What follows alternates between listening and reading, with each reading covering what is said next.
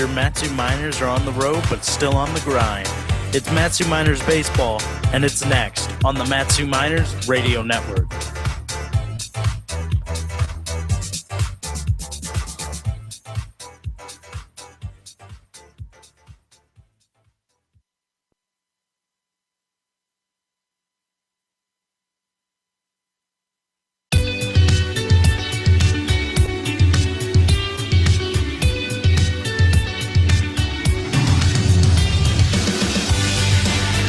Welcome into the Miners pregame show, brought to you by Napa Auto Parts. Here's the voices of the Miners, Kevin Peel and Kyle Howard.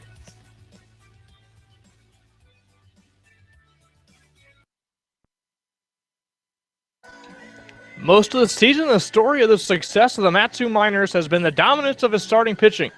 Take that pitching dominance and couple it with 18 runs on 30 hits offensively, and you have the past two nights for the Matsu Miners.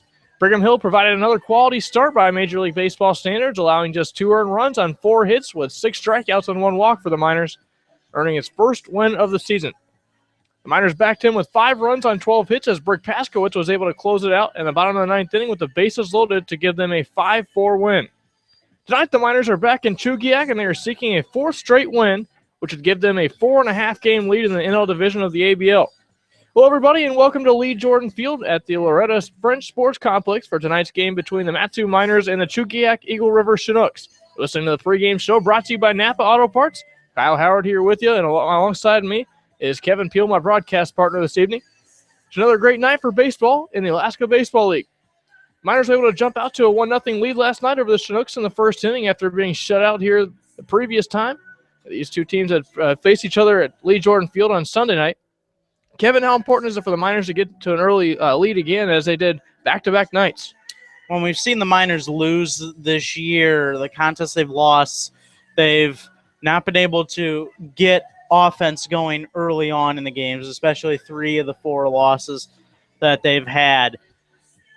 With that being said, that shows how important it is for this team and especially the starters to get themselves established, because these starting pitchers going out and pitching with a lead, especially in the road games, you go into the bottom of the first already with a lead. That gives you a bit more of security to say, okay, I'm going to go out here and maybe take some more chances on the hill. And I think they've done a great job of doing that. I know the Miners themselves are one of the best first-inning teams, if not the best. I think they probably have been the best this year with run production. And so when you get out to those early leads, it gives you the ability to settle in for your pitching staff and ultimately gives you another chance offensively to build that confidence early in the game so then you can translate that into more runs later down the road. And they've been doing that again with hitting the ball very, very well. 18 hits on Monday night in Palmer and 12 hits last night in Chugiak. The Miners offense is really clicking right now with that. Have you noticed anything differently with approaches the Miners hitters have had so far tonight, or the last 2 nights, Kevin? Well, I know they're doing a great job of seeing the ball better. I think that's really what they've been able to really master so far.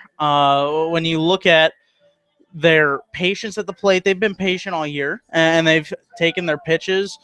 But I think that the green light has maybe been offered to them a little bit more recently, and they have had that opportunity to say, okay, we're going to go after this first pitch here. And I think that's really helped them. They're a good patient team at the plate as it is already, but I think that they have been able to translate that into good, solid offense, sometimes being patient at the plate and waiting out their pitches, but also just seeing the ball better. And I think they're really adjusting to the ABL play now and what they've seen so far. And when they're hitting the ball so well, they're able to tack on insurance runs. Insurance runs are called insurance runs for a reason as well. Matt DiOrio doubled a deep left field last night to give the Miners a 3-run lead in the top of the 9th inning. Brick Paskowitz would allow 2 runs on the bottom of the 9th inning before stranding the bases loaded on a full count against a full count strikeout of Holt Davis to end the game. That brought that run brought in by DiOrio ended up being the winning run. It was called an insurance run at the time. It gave the Miners a 3-run lead, but would end up being the winning run Kevin, how important is it for the Miners to continue driving in late runs and games that have been so close against the Chinooks team, with the exception of the Monday night game? How important is that tonight for the Miners to continue that? Well, it's important for the Miners, but it's important for all teams, too, to keep the pedal down, the pedal to the metal, and scoring runs. You know, especially for Brick, you can't expect him every night to be perfect in saves and not giving up runs. He'd been so fantastic that, you know, I think we kind of maybe lost in that shuffle that he didn't give up a run yet, that he's been pitching so well. That's not going to happen all the time. He's going to give up runs sometimes. It's just the way baseball is. And last night they were fortunate that they were able to get those runs in to help out Brick Paskowitz. But there's just something about Paskowitz. He has a different mindset, a different level of thinking, that when he has to have that out, he gets that out that he has to get. And he's had some more comfortable saves in terms of 2 to 3 run games. But really, that was the first one where we saw him get a little bit hit around a bit, and also was not as good maybe with his control. But that's why those offense insurance runs are so important, and they were able to get a couple of those last night, and that's going to translate to tonight too, because these Chinooks are a desperate team. They're really looking for wins now. This is a team that's 1-8 against the Miners in overall, and 1-6 in ABL play. The Miners right now are close to winning the tiebreaker over this team for the entire season. And you're going to come out in every single night, and especially tonight, starting tonight, you're going to come out with a Chinooks team that has seen itself undefeated against the other division so far, and has lost 8 games and 6 in ABL play to the Miners. They're going to come out desperate.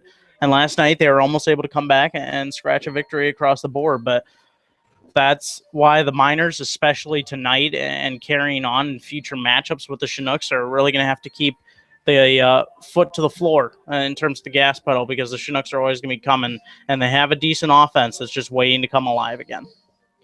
And to try to get that 7th victory, which would give them the season series, I'll turn the ball over to right-hander James Harrington. And for now, we'll take a quick break in the Napa Auto Parts pregame show. When we come back, we'll have Harrington's teammate at New Mexico, Jack Zellner, sits down with us in our pregame profile. He's and we'll come back with you in just a moment. You're tuning in to Matsu Miners Baseball on the Matsu Miners Radio Network.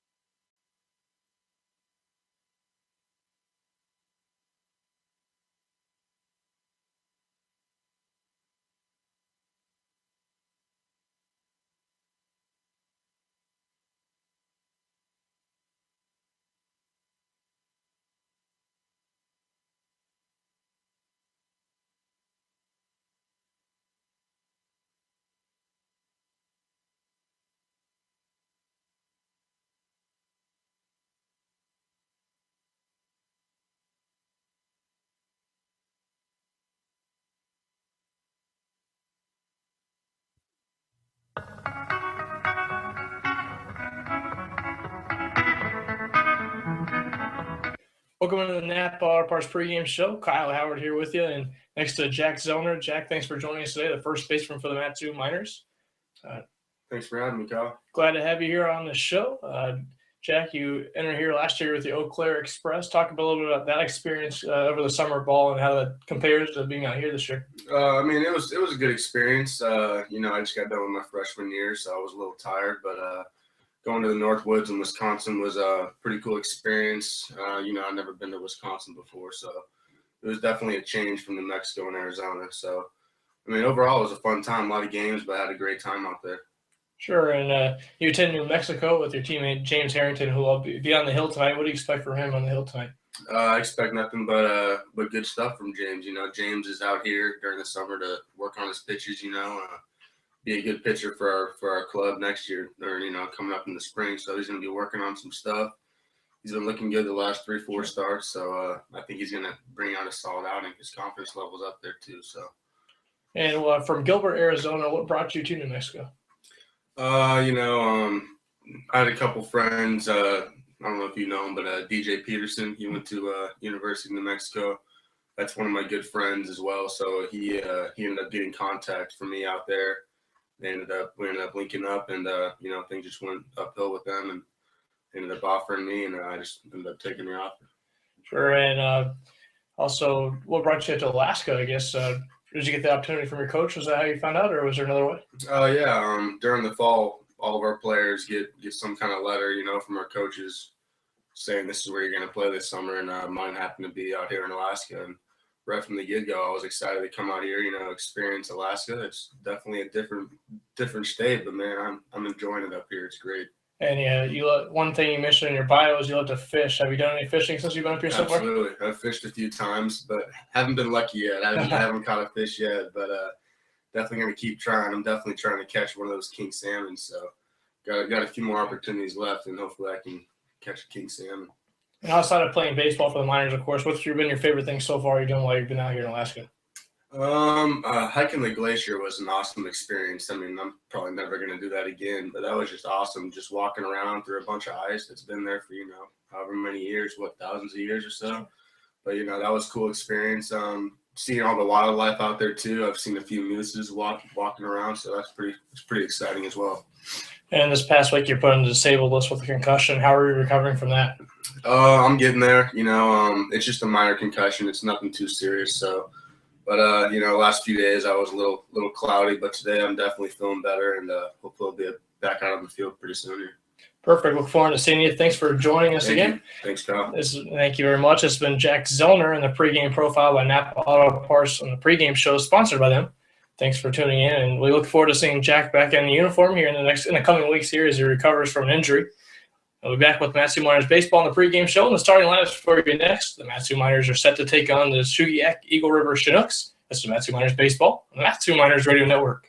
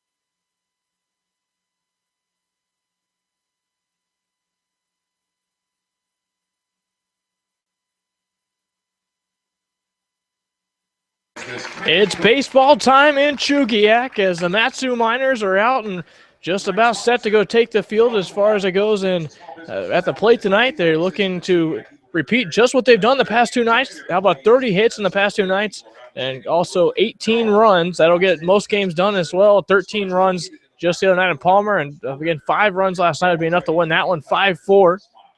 But they're looking to get it done again and extend that lead here in the division. They lead it by 3.5 games so far against the Chinooks team, and tonight could deliver a devastating blow with the win.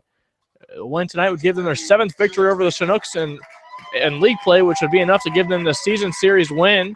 However, they would still have to win overall in the ABL, but they're off to a very good start in that department. So tonight, a pivotal game in this matchup as the Chinooks try to steal one away from the Miners. The Miners trying to close the finish. But first, let's go ahead and give you the starting lineups tonight. Starting with the Matsu Miners, who will be batting first tonight. Batting first in right field, Chris Hall. In left field and batting second, Vance Vizcaino. The DH for another night in a row is Matt Diorio. He had a great night at the plate last night, 3 for 4, and drove in 3 runs. Batting cleanup tonight, Alex Caruso got the night off. He's back in the lineup tonight. Niles Nygaard at third base. He bats 5th. Batting 6th and playing first base, who is back in the lineup tonight. Good to see him back, Tanner Nishioka. Batting 7th and playing shortstop, Tyler Wolf. Catching behind the plate tonight is J.J. Hancock. And batting 9th and playing second base, Caleb Wood. And defensively tonight for the Chugiak-Eagle River Chinooks, across the outfield starting right to left. In right field, Braxton Wilkes. In center field, David Morton. Jacob Ropes out in left field. Michael Staudinger across the infield at first base. Second base, Will Bass. Shortstop, Hunter Hanks. Patrick Cromwell at third base. Your battery tonight of Andrew Mogg behind the plate. And on the hill, right-hander Grant Page, who just saw action against this team a few nights ago on June the 26th. Pitched 6 innings, allowed 1 run, 5 hits. Did get the loss in that one. He had walked 5 batters and struck out 2. But it really was the 5 walks that really gave him the biggest trouble, as his actual worst start this year, which was 4 innings of 3 runs. He got a no decision of 6 hits in that one. That was against the Gold Painters. The team won that game 9-5. He didn't get a decision in that one, but that was his worst start of the year. He got a no decision in. Last one, arguably his best start, and he got a loss on that one. So it was a 1-0 affair the Miners were able to take. And they'll look to do some damage tonight against Grant Page, the right-hander. Ready now for baseball here in Chugiak as Chris Hall will step into the plate. Hall having a very good year as he bats in the leadoff spot for the first time this season. A good .316 clip with 1 triple and 5 knocked in for the leadoff hitter. And it'll be the lefty in Hall facing Grant Page. The first pitch, a fastball outside, and we're underway here in Chugiak at 11:03. Make that 7:03, excuse me. Here's a pitch. It's a fastball upstairs. It's, again, a 2-ball, no strike count. Hall ahead in the count to start the game as Grant Page will deliver. Fastball misses away. It's a 3-0 count now on Chris Hall. Hall, the leadoff hitter, trying to get aboard with a walk here. Has walked 7 times on the season as he takes a changeup outside, a 4-pitch walk to start the game. That's his 8th walk of the season. The leadoff hitter does what he does best, and working the pitcher and getting the pitches he wants. He didn't find a pitch he wanted there, took 4 consecutive balls and got the walk. And that was how Chris Hall got this Miners offense going yesterday, with scoring the first 2 runs of the game and then ultimately driving in 1 later that gave them the lead. So Chris Hall here doing a great job, patient at the plate and drawing a walk. Now Vance Vizcaino digs in a first pitch curveball on the outside edge for a called strike. An 0-1 count to Vizcaino. Vance on the year, a .323 clip with no home runs and 8 RBIs. Has doubled 4 times and tripled twice, including 1 last night. As Grant Page looks in for the sign, he'll deliver home. Fastball flared down the left field line and just foul. Opposite field shot at the end of the bat by Vizcaino, but it could have been bad trouble there. Wry smile out of him, too. He knows he just missed it. It was in on the handle a bit. I think that's part of the reason that ball ended up just going foul. The wind was trying to keep it fair. Vance Vizcaino waits now the 0-2 pitch. As Page comes set. The look of the runner back at first. That's Chris Hall. Now Page delivers home. It's a curveball down the dirt. Now a 1-2 count coming to Vizcaino, the left fielder tonight. The plate last night. A couple of hits last night, including that triple, and also scored in that time up. Also a single later in the game. So the righty Page against the lefty Vizcaino. Here's the 1-2 pitch as the runner starts to go and stops. A swing and a miss on a curveball. Down swinging goes Vizcaino. One man gone here in the first inning for Grant Page. Yeah, good solid curveball that time. Left it on the outer portion of the plate, keeping it away from Vizcaino, who's been good sometimes at taking those inside pitches and going with them to the opposite field, but that time decided to stay away with it. And he did a great job of executing that pitch as it hit the middle out part of the plate and above the knees. Now here's Matt DiOrio, one of the heroes of the evening last night.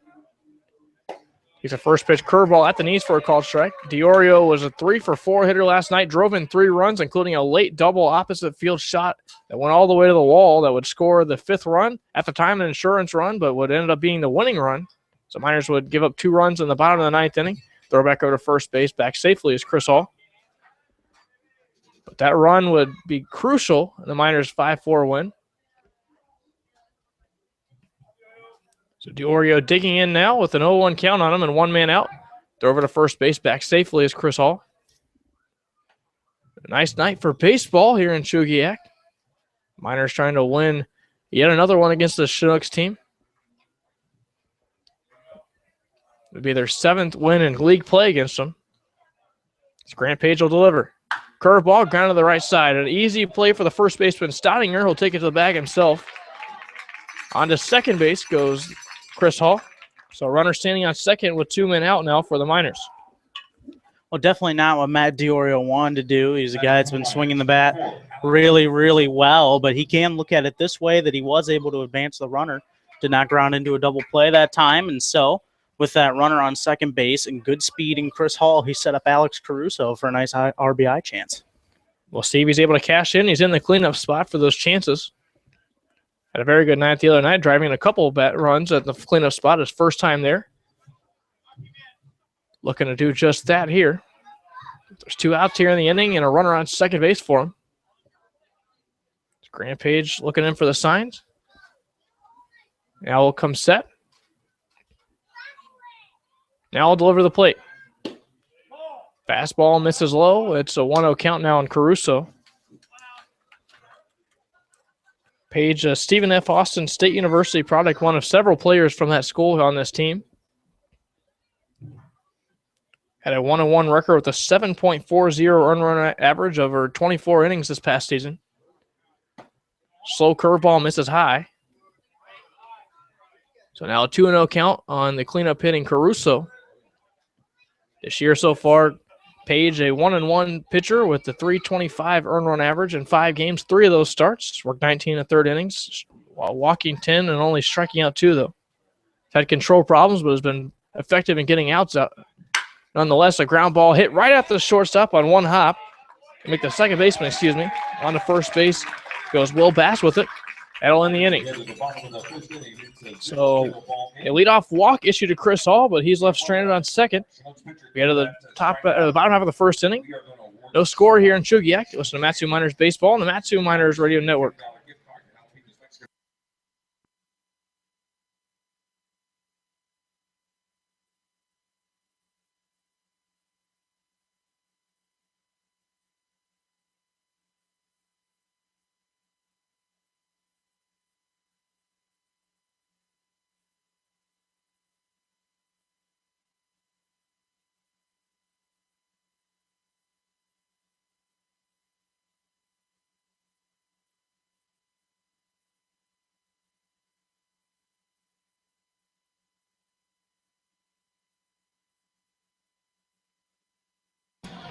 Welcome back to Matsu Miners Baseball. In the bottom half of the first inning, the Miners unable to play to run the first time up. They did strand a runner at second base, and Chris Hall, who walked to start the game. But now let's go ahead and give you the starting lineups for the host Chugiak-Eagle River Chinooks this evening. Batting first and playing third base, Patrick Cromwell. The DH tonight and batting second, Matthew Ferruto. Andrew Mogg will catch behind the plate tonight. He'll bat third. Michael Staudinger cleans up and plays first base tonight. In left field and batting fifth, Jacob Brobst. The center fielder batting sixth tonight, David Morton. The right fielder and batting seventh, Braxton Wilkes. Hunter Hanks plays shortstop. He bats eighth tonight. And at second base and rounding out the order is Will Bass, batting ninth. First pitch in there for a called strike to Cromwell. We're underway here as it'll be James Harrington on the hill this evening. 1-1 with a 7.11 earned run average and 25 1/3 innings pitched this past season at New Mexico. Fastball this time misses in, and 1-1 to him. Here's a pitch. Ground ball to the first base bag. A tough play for Nishioka. He'll field and throw over to first base. A nice play there, diving for that one toward the second base bag by Nishioka. He gathers quickly and fires over to the covering Harrington for the first out of the inning. Already seeing the versatility of Tanner Nishioka, making the sliding play to his right there on a hard hit ground ball by Cromwell. Able to corral it and get it over to covering Harrington at first base. Nice first out of the inning. Now with Matthew Ferruccio up to the plate, we'll go and give you the defensive alignments. Out in right field is Chris Hall. In center field, Alex Caruso. And Vance Vizcaino out in left. Across the infield, Tanner Nishioka at first. Caleb Wood at second. Tyler Wolf at shortstop. Niles Nygaard at third. And the battery of Harrington and Hancock behind the plate tonight. And here's the first pitch to Ferruccio down low and away for a ball. 1 ball, no strikes. Harrington winds and fires. Curveball misses just away. 2 balls, no strikes now on Ferruccio. Harrington will step back to the rubber now. It's a 340 hitting Ferruccio. Here's a 2-0 pitch. Curveball got him jammed. He grounds this one down the third base bag. So now a 2-1 count coming on Ferruccio.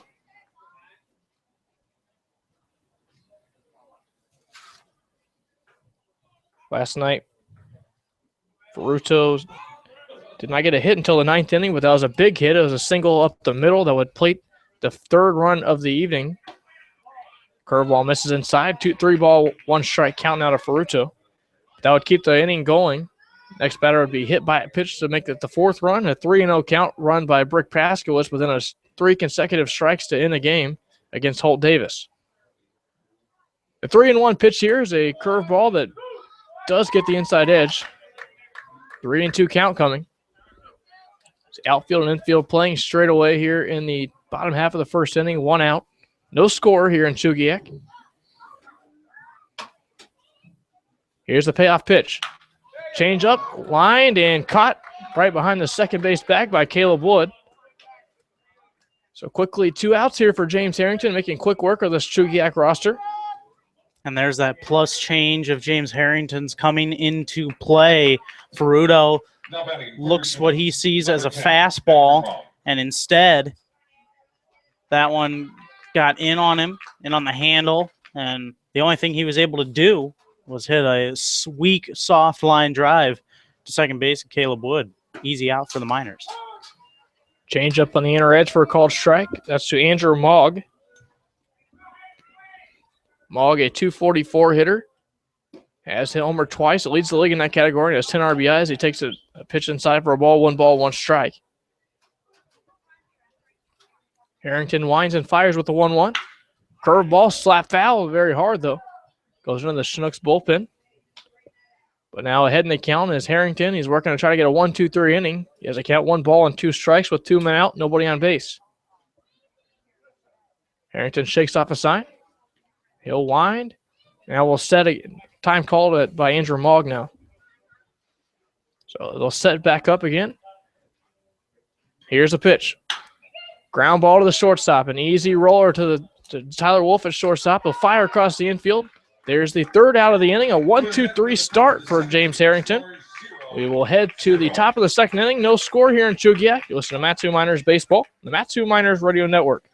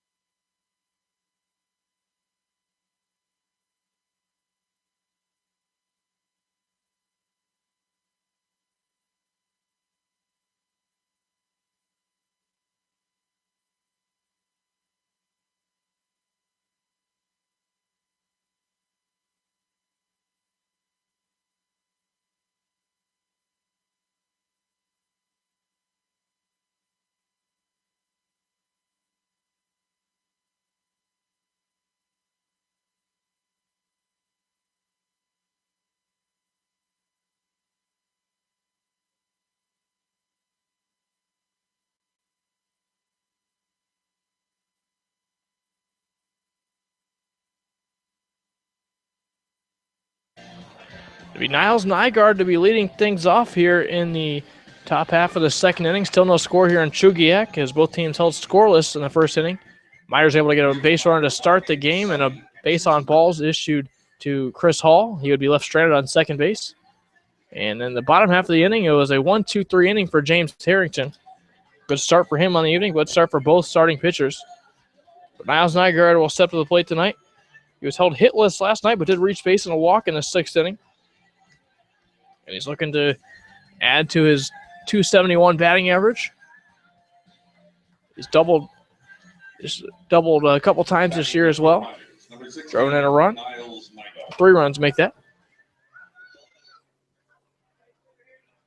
So now the righty Niles Nygaard digging in against the righty Grant Page. Niles standing on the inner edge of the plate here. Here's the pitch. Curveball gets the inside edge. It's an 0-1 count to him. So outfield and infield playing straight away for Niles Nygaard. Grant Page will wind and deliver. Fastball misses upstairs. So 1-1 count coming. Page comes set, shakes off the sign. Now he'll wind and deliver the 1-1. Slap to the right side. That's getting the hole between first and second base. Into right field, a base hit for Niles Nygaard. Held hitless last night, but gets a hit here to start things here in the second inning. A no-out base runner for the Miners and Tanner Nishioka. Tanner getting a start tonight after coming off the bench and having quite a night for himself. Had a single and a triple off the bench, pinch hitting, and drove in 4 runs in that 13-2 win the other night. Throw back over to first base, and Niles Nygaard dives back safely. Niles giving the Miners their first hit of the evening. Here's the 400 batting Tanner Nishioka as he hits a long fly drive to left field, backing up on his ropes. That one's over his head and off the wall. Niles Nygaard rounds third easily. He will come around to score on to second base. Continues the on fire Tanner Nishioka. How about a single, double, and triple and 5 RBIs in his last 3 at-bats? Yeah. What an unbelievable at-bat there from Nishioka. That ball just kept carrying to left field off that wall. That's got to be the closest ball we've seen in all these games in Chugiak to leaving the park, other than Nygaard's sacrifice fly. The bases loaded the other game, but a tremendous hit there by Tanner Nishioka. And they didn't get a run in the first inning, but they do still get on the board here early, 1-0 in the second. All 5 of his RBIs coming in his last 3 at-bats, but he raised his average even beyond 400 now. First pitch curveball to Tyler Wolf taken upstairs. But what a tear he's been on, not just of recent, but all season long, but especially of recent.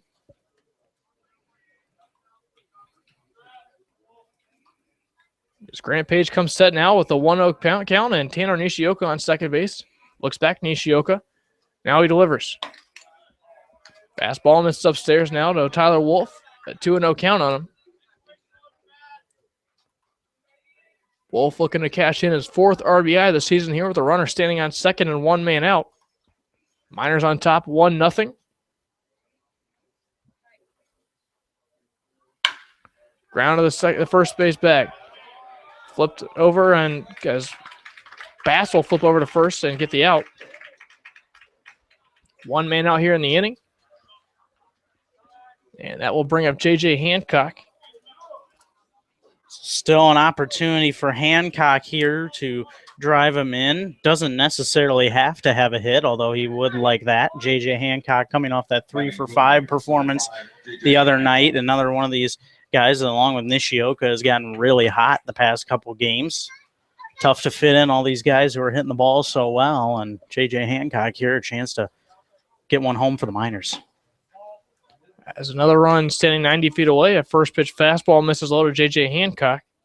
This is for sure a good problem to have if you're the skipper or Ben Taylor with so many guys hitting the ball well. The 1-0 pitch is a curveball swung on and missed, a 1-1 count coming, but Hancock had 3 hits the other night. One of them even a bunt variety, so he even was mixing up his hits a bit. but has a little speed going down the line. Swing and a miss to a changeup this time, and he's behind the count 1 ball and 2 strikes. 2 straight pitches. Page has been able to pull the string on Hancock.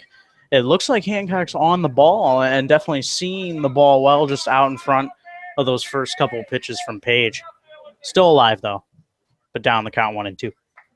Page looks back to the runner at third, and he delivers home. Fouled back to the screen. And now we'll go again. 1 ball, 2 strikes on the catcher. And that was another good pitch by Page on the outside part of the plate, trying to keep it away from Hancock, but was able to hit the strike zone, and Hancock fighting it off nicely to stay alive. Line drive, center field, base hit. 1 run will come around to score. 2-0 Miners. J.J. Hancock placed a run with a base hit up the middle. So now a 2-0 score here with 1 man out and a runner on first base. The Miners jump out at 2-0 here in the second. Page already now has given up more runs than he did in that last 6-inning appearance that lost 1-0 last Friday night in Palmer. So he's given up 2 here in just the top of the second, but I really don't think that was a bad at bat by Page. He was able to get ahead in the count, just not quite able to put him away, and Hancock made him pay for that. Sky to the third base side. Cromwell giving chase and foul ground will let this one fall out of his glove. Not sure if they'll score that in air or not. Not sure if it for sure touched his glove. It appeared that it did from this angle, but it was an over-the-shoulder catch. It would have been a nice play for Cromwell, a tough run for him. Yeah, definitely not an error there because he was running a long way. It was tough to see, at least from my perspective. It didn't look like he hit the glove, but it could have. It was a tough play, though, for Cromwell, so probably not going to get penalized for that. As Grant Page comes set and looks to home now, delivers. Curveball outside edge. 0-2 count now on Caleb Wood. It's Chris Hall, who walked his first time up, stands on deck.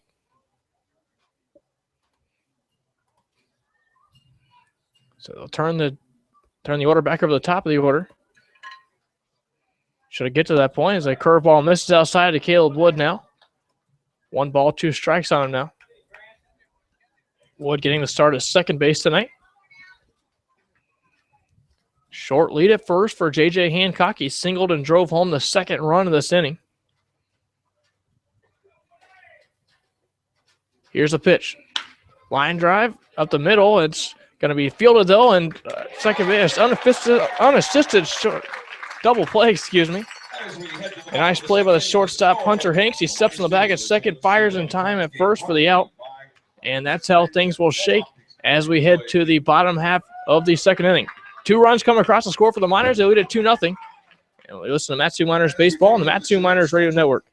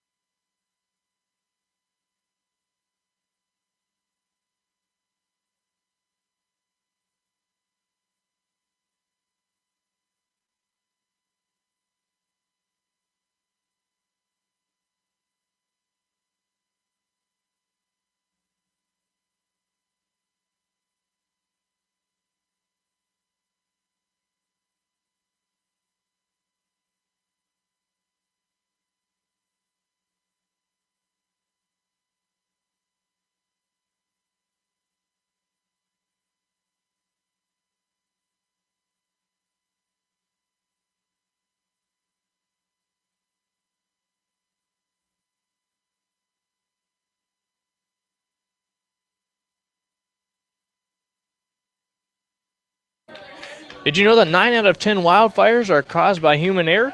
The Matsu Miners have joined the movement to spread the public's awareness to these dangerous natural disasters. Whatever your reason is for lighting a fire, always do so responsibly. For questions on burning in the Matsu area or to learn how to acquire a burn permit, call 907-761-6338 or visit www.forestry.alaska.gov. Because as Smokey Bear would say, only you can prevent wildfires. First pitch fastball misses low. It's a 1-0 count as he's doing work here on a 1-0 count. A fastball misses away again. 2-ball, no strike count on the first baseman, Michael Stottinger. 2-0 count, and the line and delivery now. Fastball misses away. It's a 3-0 count now on the leadoff hitter and Stoudinger here. Harrison wanted to fire over a strike to get back in this at bat here, as he does right here in a changeup. 3-ball, 1-strike count. Stoudinger, a .242 hitter. 2 doubles on the season, has driven in 8 runs. So he chops us one of the first base bag. Moving toward his right is Nishioka. He flips underhand to the covering James Harrington. Another bang play at first base that Nishioka makes a nice play on. That's out number 1 here in the bottom of the second inning. Those two are in sync right now with each other on those ground balls to first. Harrington showing his hustle right off the bat, getting there off the mound quickly, even though he's still finishing the follow-through of a pitch, still hustling as much as he can to get over there to help his first baseman out. Changeup gets the outer edge, an 0-1 count now. This is Jacob Probst, the left fielder tonight. Swinging and missing a fastball, and quickly ahead is Harrington. No balls, 2 strikes. Probst attending Ohio State University. Here's the 0-2 pitch. Curveball misses just inside, and 1-2 count now on Probst. As Harrington will be ready now at the 1-2. He delivers home. Curveball pop foul. Now it'll be a 1-2 count again, excuse me. Probst standing in, the righty against the righty, and Harrington. So pop foul again, another pitch spoiled by Probst, who on the season hitting .294 with an RBI. Also doubled once this season and has 15 hits on the year. Ground ball to the third baseman, Nygaard, moving towards shortstop. He fields on the infield grass and fires across for the out. Miles Nygaard puts away Jacob Probst for out number 2 now. And that will bring up David Morton, the center fielder.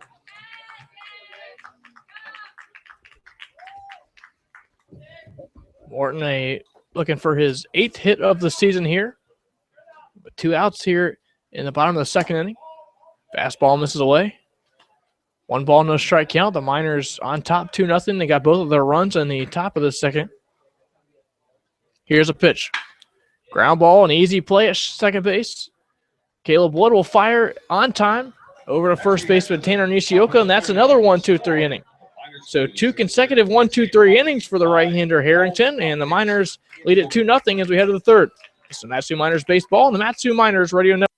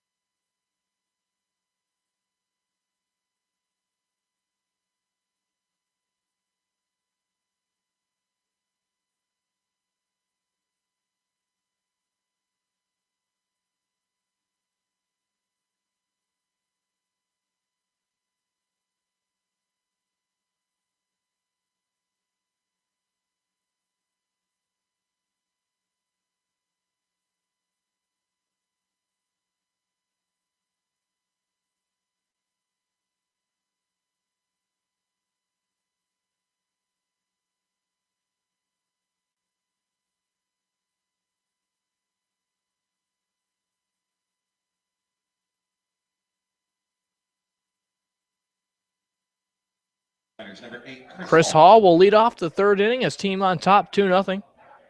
Miners plated both their runs in the second inning. A double off the bat of Tanner Nishioka would plate around Miles Nygaard, and then a single by J.J. Hancock would plate Nishioka. Fly ball hit to center field. Coming in on it is the center fielder Morton. He will dive and make the catch in right center field. A nice play by Morton. Looked like a base hit off the bat. It just kind of hung up there for a second, but David Morton flew from center field to make that catch. And now quickly 1 out here in the top of the third inning. And his timing was perfect. That was inches away from being a trap and a base hit for Chris Hall. But David Morton showing his speed, product of Xavier University, got over to it quickly and made the diving play in center field, helping out his pitcher. First pitch, a grounder to the second baseman, Bass. He fields in time as he moves to his left. There's quickly 2 outs here. Grant Page making quick work here in the 3rd inning, and now he'll do work against Matt Diorio. Diorio, the 2-out batter. Diorio grounded to the first baseman, Staudinger, first time up. Staudinger was able to take that slow roller to the bag himself. Grant Page will wind and deliver the first pitch to him. It's a line drive hit to deep left field, racing back on it though, and now backing up even farther as props. He started squaring toward left center field, but would back up and about 3 more steps and make that catch over his head. So a 1-2-3 inning turned by Grant Page, a very quick one at that. We head to the bottom of the 3rd inning, 2-0 Miners. Listen to Matsu Miners Baseball on the Matsu Miners Radio Network.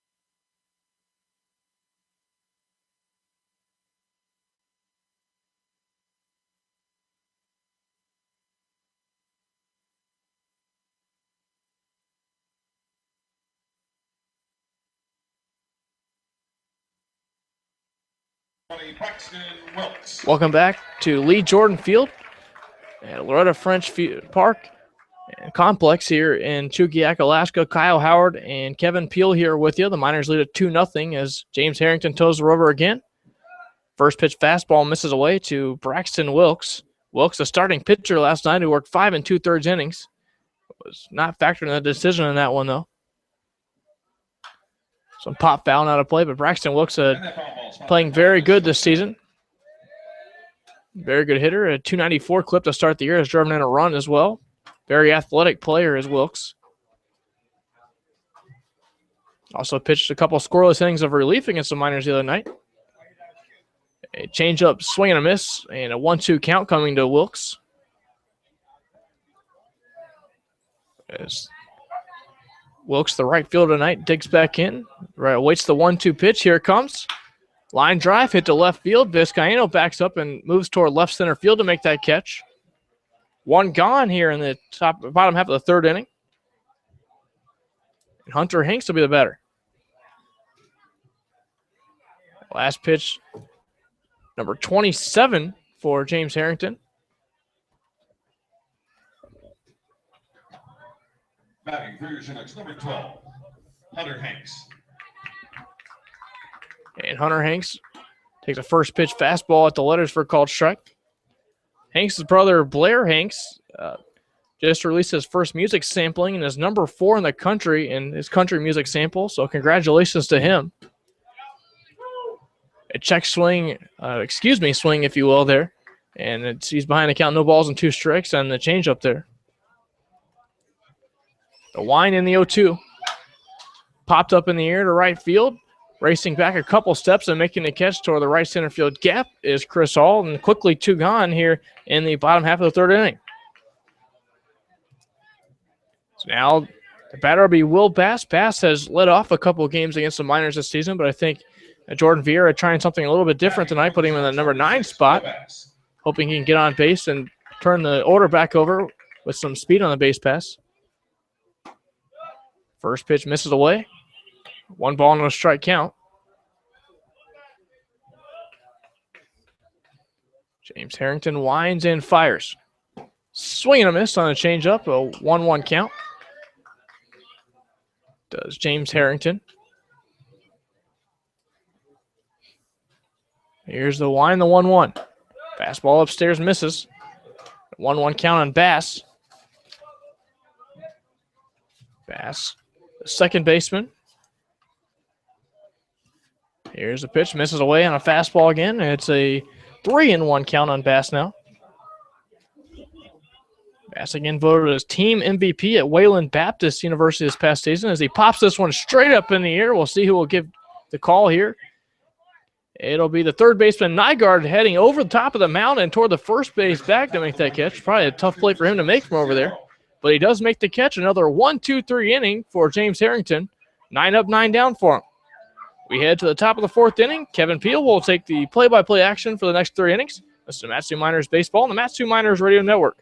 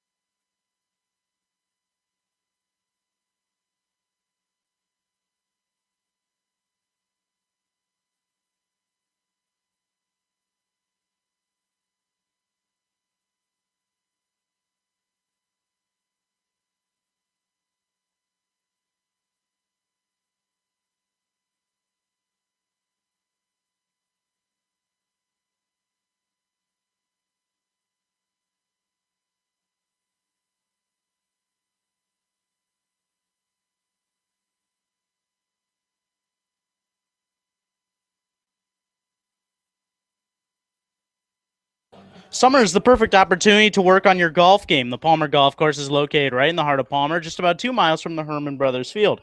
Call 907-745-4653 today for more information. Middle of the order for the Miners, leading 2-0 into the 4th.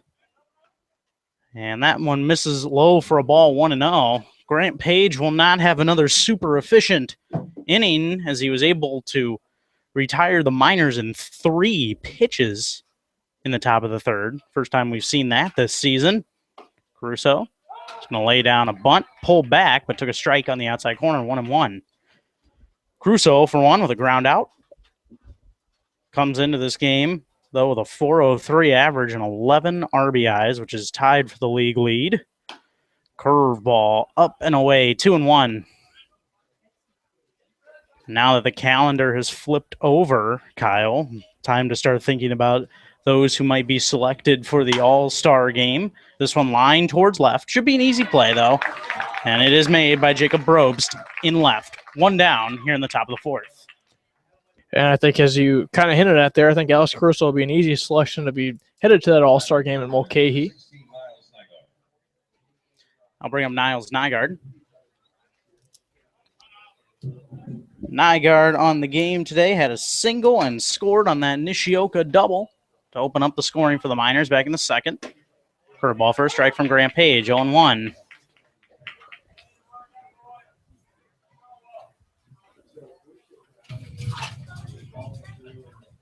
Oh, 1 pitch. And this one lined hard towards right center field. It's going to fall into the gap. We'll see if it gets all the way to the wall. It's going to be close. Nygaard's around 2nd. He's around 3rd, and he will charge in there easily.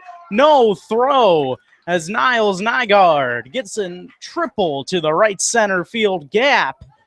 And the Miners, in their real success recently with hitting the ball, are starting to find those gaps, and it's getting dangerous for opposing pitchers. It really is, and Niles Nygaard a big part of that. Held hitless last night, but how about a big response here? A single and would come around to score his first time up. Thanks to this man at the plate now, and also now a triple here with 1 out here in the 4th inning. Curveball for a strike from Grant Page, 0-1. So now in trouble again is the Chinooks righty. Just 1 out, runner on 3rd here in the 4th. Curveball in the dirt, nice layoff there by Nishioka. Count 1-1.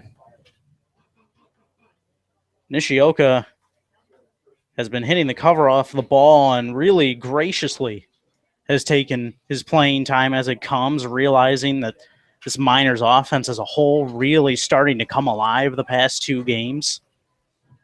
Sat out last night, even with the 4 RBI performance off the bench in that 13-2 win on Monday night.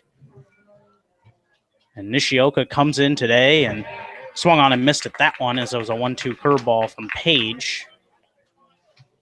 Count now 1-2 on him. But has come in and is making the most of his at-bats, getting that RBI double in the second to open up the scoring for this Miners team. 1-2 pitch curveball and rung him up. Nice pitch from Grant Page through 2 straight curveballs. That fooled Nishioka that time. Gets a huge out, does the righty Grant Page, and now Tyler Wolf will have to reach base to get home a run. Miners up 2-0 here in the fourth. First time Nishioka has been retired in 5 at-bats. Ball low to Tyler Wolf, 1-0. Wolf coming into this game, 10 hits on the season. Has 1 extra base hit, double, 3 RBIs, 6 walks. Called strike, says home plate umpire James Ainsworth, 1-1. J.J. Hancock on deck, still with part of his catcher's gear on. This one grounded down the third base line and fair down the left field line. Cromwell can't believe it, but Tyler Wolf is going to march into second with an RBI double as it got past the sliding Cromwell and went all the way into the Chinooks bullpen. Chinooks are beside themselves right now, and we will see if the manager, Jordan Vieira, is going to come out and have a chat. The skipper, Ben Taylor, made his case for that being a fair ball, but I'm not sure in this situation if it is too late to change the call. The original call was a double down the left field line that went towards the Chinooks bullpen. And the skipper, Ben Taylor, was trying to plead his case, pointing towards the fair direction. Home plate umpire James Ainsworth called it fair right away, and that's how it's going to stand as the Miners get run number 3 on the board. Another RBI for Tyler Wolf, his 4th of the season, and it's 3-0 now, 5 hits for the Miners. So they're here in the top of the 4th, still a runner in scoring position. They'll bring up J.J. Hancock. First pitch is low for a ball from Grant Page, 1-0. Hancock, an RBI single to knock in the second run of the second inning. On the season for him, that was RBI number 2 for the catcher out of Washington State. Grant Page takes a look towards second. Now here's the 1-0 pitch, and this one's grounded right back up the middle off his glove. It's going to be a tough play, and it's not going to be made. We'll see. I don't think it's going to be an error. It was a tough play. It was a comebacker right to the mound off the top of that glove of Page, just inches away, Kyle, from snatching that one and ending this inning, but instead it hops off the glove of Page, pretty much dies right behind the pitcher's mound, as it will be an infield single for J.J. Hancock, his 2nd hit of the game, the 6th hit of the game for the Miners. Runners on the corners now, and they'll bring up Caleb Wood. Talk about J.J. Hancock had some tough luck to start the year, hitting the ball very hard, but right at people. But now 5 hits in his last 7 at-bats now. And that time, hitting the ball hard rewarded him well, as even though it was right at the pitcher, he was just slightly out of position to be able to make that play, as Caleb Wood takes a called strike with a fastball from Grant Page, 0-1. Caleb Wood on the day grounded into a double play to end the second inning. He's 0-1. Page ready with the 0-1. Hancock taking off. Andrew Mogg's going to throw down, and the throw is in time. J.J. Hancock caught stealing, and he may not have been expecting the throw. It was a decent jump by Hancock, but nonetheless, that will retire the side. Not before a Tyler Wolf RBI double plates another run, and the Miners take a 3-0 lead into the bottom of the 4th. This is your home for Miners baseball.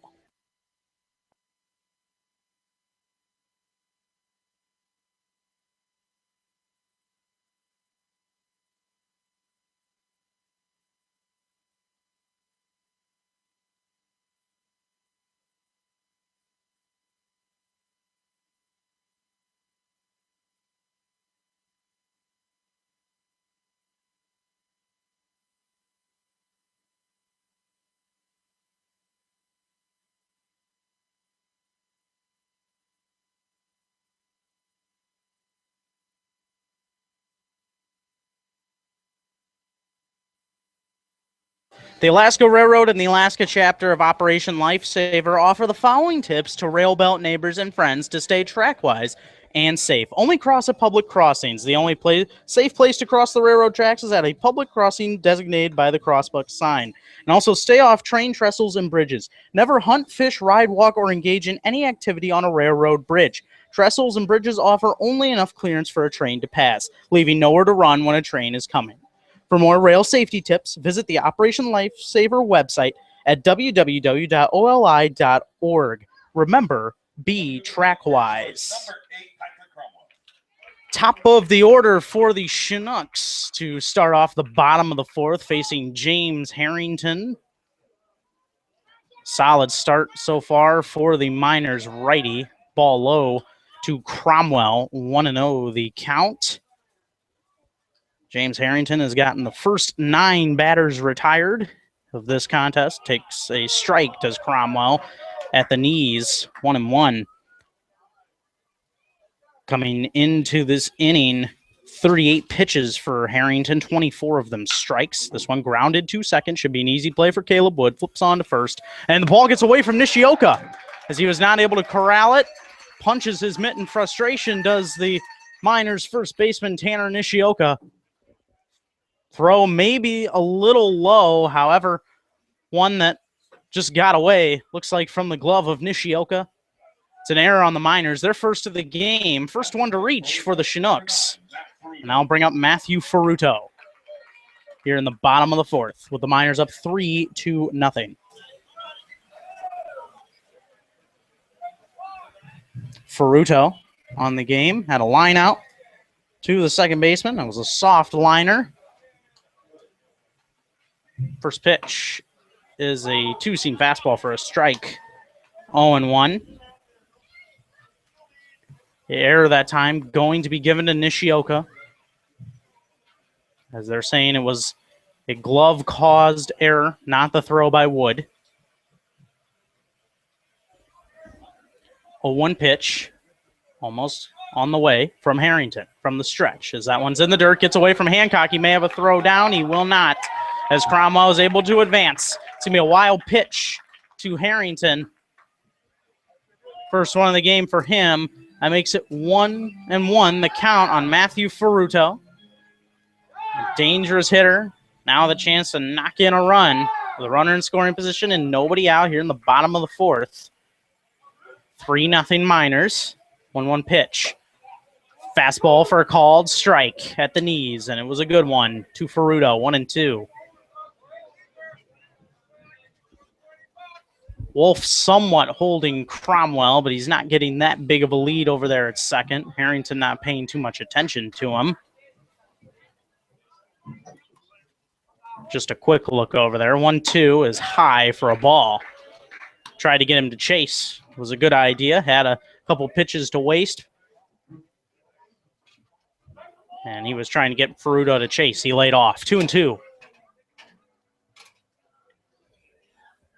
Wind continues to sway the flag in center just ever so gently as Ferruto swung on and missed.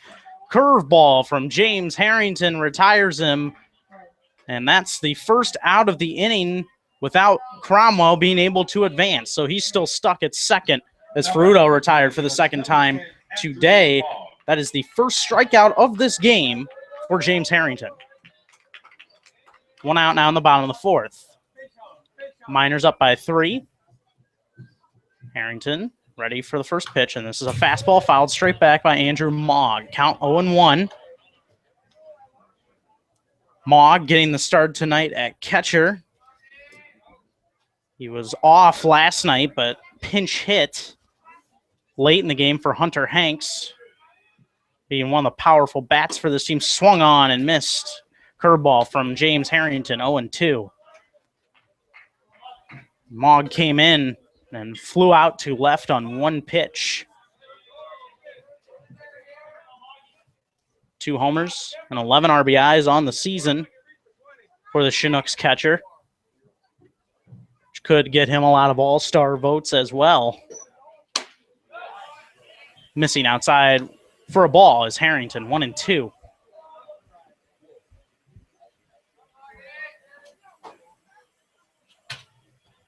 Sun out on a pleasant evening here in Chugiak. 1-2 pitch. And this one line hard and foul down the third base line. Looked to be an eerily similar position to Tyler Wolf's, but that one must have been just a little further left. Good solid contact from Mogg, but it was just a little bit left of that line. 1-2 still the count on him.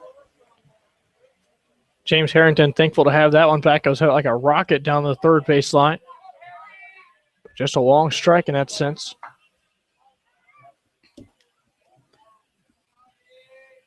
Three nothing Miners. 1-2 pitch. There's a curveball, and it's popped up into short center field. Calling off Caleb Wood, and coming in to make the catch is Alex Caruso from center. 2 gone. So after the exciting foul ball, a pop out for Andrew Mogg. 2 gone. Runner still at second base, and it's Michael Staudinger coming to the plate. A good bounce back by James Harrington after the unfortunate break at first base with the ball being dropped to first base. Now a strikeout and a flyout. And now possibly a pitch away from getting out of the inning with leaving the runner stranded at second. He's handled himself very well. And this one lined towards right, but right at Chris Hall as it was hit on a line. But that is the side retired. So one reaches on an error, but nothing comes of it. We head to the 5th here in Chugiak with the Miners ahead 3-0 over the Chinooks. You're listening to Miners Baseball on the Miners Radio Network.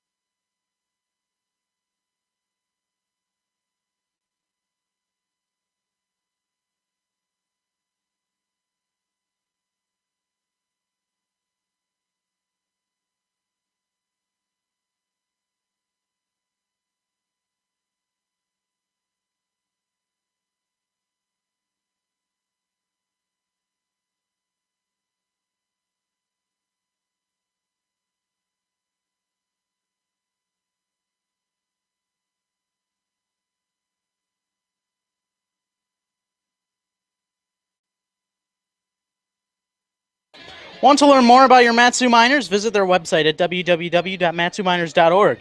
Provides you with schedules, stats, rosters, upcoming events, and more. matsuminers.org, the official website of the Mat-Su Miners. Caleb Wood going to come back up to the plate as J.J. Hancock being caught stealing. A good throw from Andrew Mogg ended the top of the 4th inning. Miners ahead 3-0. Taking a ball high is Caleb Wood from Grant Page. Back to the hill here in the 5th. 1-0. Miners 3 runs on 6 hits, 1 error. All zeros across the board for the Chinooks. Popped up foul out of play by Caleb Wood. 1-1. If a foul ball or home run does damage to your car, visit the folks at the Valley's locally owned and operated Napa Auto Parts. They're in Big Lake, Palmer, and Wasilla. Visit www.napaalaska.com. 1-2. Slider from Page. Misses outside. 2-1 the count. Quickly ready with the 2-1. Popped foul again by Caleb Wood. 2-2. Second baseman out of the University of Gonzaga. Teammates of Calvin LeBron and Eli Morgan. Pitchers on this starting rotation for the Miners. Missing low is Grant Page. 3-2. Now full count pitch, trying to avoid the leadoff runner getting on base, which has been a problem for the Chinooks. Here's the 3-2. This one's hit well to left field. Tracking it is Jacob Brobst, and he has it in his tracks. He'll make the catch in left field. 1 gone here in the top of the 5th. I'll bring up the top of the order, Chris Hall. who walked back in the first inning and flew out to center in the third. Page from the windup. And the first pitch is a called strike at the knees with a fastball, 0-1. Grant Page came into this inning with 55 pitches, 33 of them strikes. He's been efficient. This one hit to second. Should be an easy play for Bass. He'll flip over to first base, and Hall is retired. 2 gone here in the 5th. There's a low pitch count for Grant Page so far. That just his 67th pitch thrown. And it always helps when you have a 3-pitch inning, as he was able to get those 3 batters in that third to solid pitches that they hit right at fielders for the first 3 outs and 3 pitches. Now Vizcaino, the batter, 0-1 on him as he takes a strike. Take a ball this time low. Bouncing in the fastball is Page. That time 1-1. Strikeout swinging in the first and a ground out in the third for Vizcaino. 1-1. This one hit towards first. Should be an easy play. Staudinger will step on the bag by himself. And that is that. 1, 2, 3 go the Miners in the 5th. We head to the bottom of the 5th. Chinooks coming to bat, trailing 3-0 on your home for Miners baseball.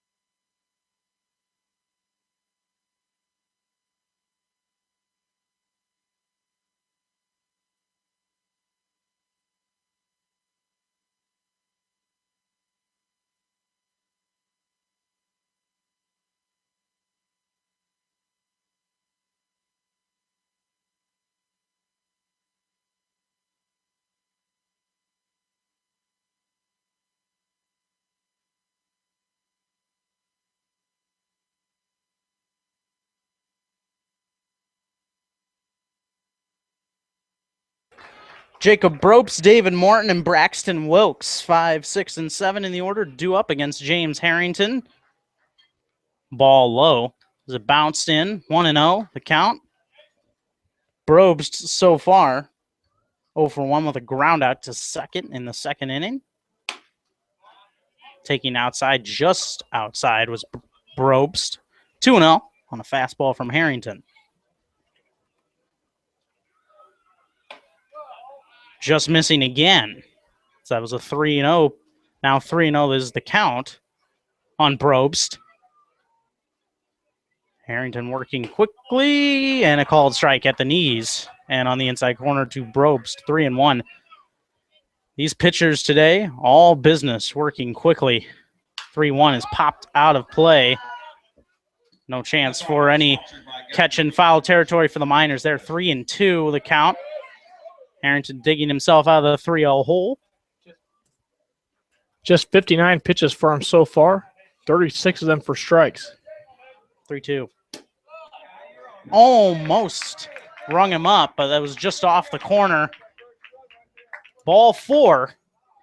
Bropes draws a 6-pitch walk here to start off the bottom of the 5th inning. That'll bring up David Morton. Second Chinook to reach on the day. 1 on an error, 1 on a walk. Morton grounded out back in the second to second base. Fastball for a strike. 0-1.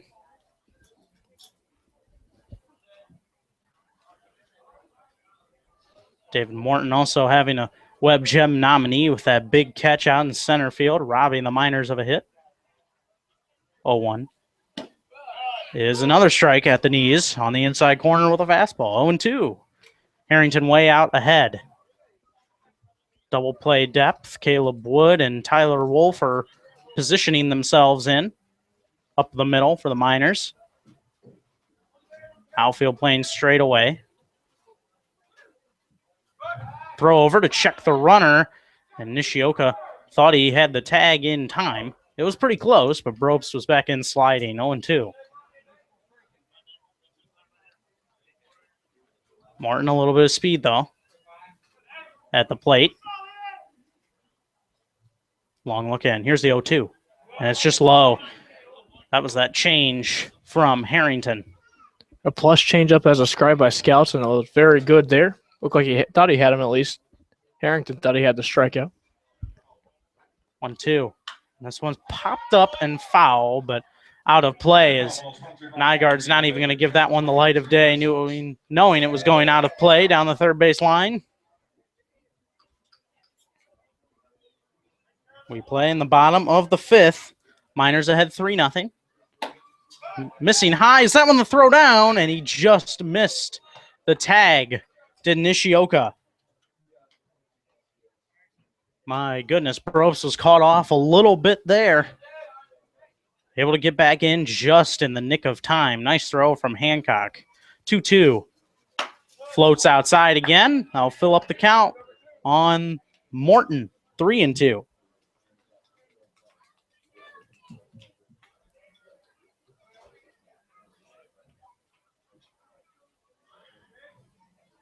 Harrington takes a look towards first. Deep breath, throws over to check Probst. He's back in.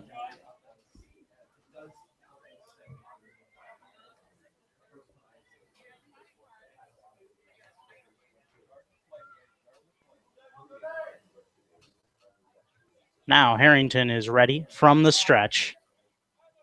And the 3-2 pitch is a fastball grounded up the middle. Caleb Wood ranges to his right, makes one at second. The throw to first is not in time. But Caleb Wood hustling there.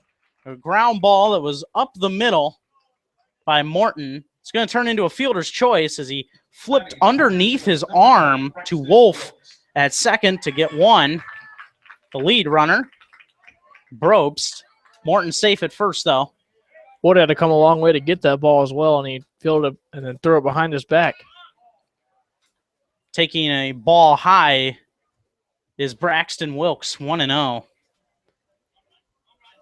His durability is proven in Braxton Wilkes. Not many players can come out after pitching 5 2/3 the previous night as he fouls this one away. 1-1 the count now on him. Don't know of many players that can come out after 5 2/3 of good work on the hill yesterday, come in and start in the outfield and play as well as Braxton Wilkes does. He's a talent for this team. 1-1, low for a ball from Harrington, 2-1. Wilkes thrown a lot of pitches as well, struck out 4 and walked 3. Like 5 hits as well, so he'd been out there quite a bit. The 5 2/3, very busy inning for him. 2-1 is high for a ball, 3-1. And he just narrowly avoided getting out of the 6th inning. Couldn't quite do it. They had to bring in Jason Carkenny in relief. He ultimately got the loss as he gave up 2 runs in the 7th. And running on the play is Morton, but it's a walk to Wilkes. So 1 out here in the bottom of the 5th, and now 2 guys on. I'll bring the tying run to the plate. And the batter is Hunter Hanks. Flew out to right in his first at bat. He's 0 for 1. Second walk of the game issued by Harrington. And the pitching coach, Matt Greeley, going to come out and have a chat. So will J.J. Hancock as he will join him. Looking for ways to get closer to the Valley's team? Now you can. Like the Matsu Miners page on Facebook. You can also follow them on Twitter at ABL Miners. Get more connected with your Miners today. Even though hasn't given up any hits in this inning, it's been a bit of a long one. Probst was able to get a 6-pitch walk. Morton and an extended at bat, grounded into a fielder's choice. Walk issued to the previous batter, Braxton Wilkes, who reaches for the first time today. Now Hunter Hanks has a chance to try and drive in at least one, as he's got a runner in scoring position for him. It's the first real jam he's been in all night. He did allow a base run the last inning on the error, allowed Patrick Cromwell to reach. but not really much of a jam. Now he's got 2 runners on with 1 out. But the infield will be a double play depth trying to end the inning still. Hunter Hanks with 5 RBIs, so he has been proven to drive in some at times for the Chinooks team. And taking a called strike is Hanks with a curveball, 0-1. So while his average hasn't been where he has wanted it to be, just 7 hits and 58 at-bats, has been able to drive in 5. 0-1. Curveball, same spot, just a little more over the plate, though. And Hanks took it for a strike, 0-2. Harrington out of the mound meeting, coming back strong with his first 2 pitches of this at-bat to the Chinooks shortstop. And swinging and grounding it to short. Wolf is on to second for 1. The throw is in time, and Nishioka held the bag with a nice stretch. So the high fastball, he got Hanks to swing over top of it, ground it right to short. It's a 6-4-3 double play turned to end the bottom of the 5th. We head to the 6th here in Chugiak with the Miners ahead 3-0. This is your home for Miners baseball.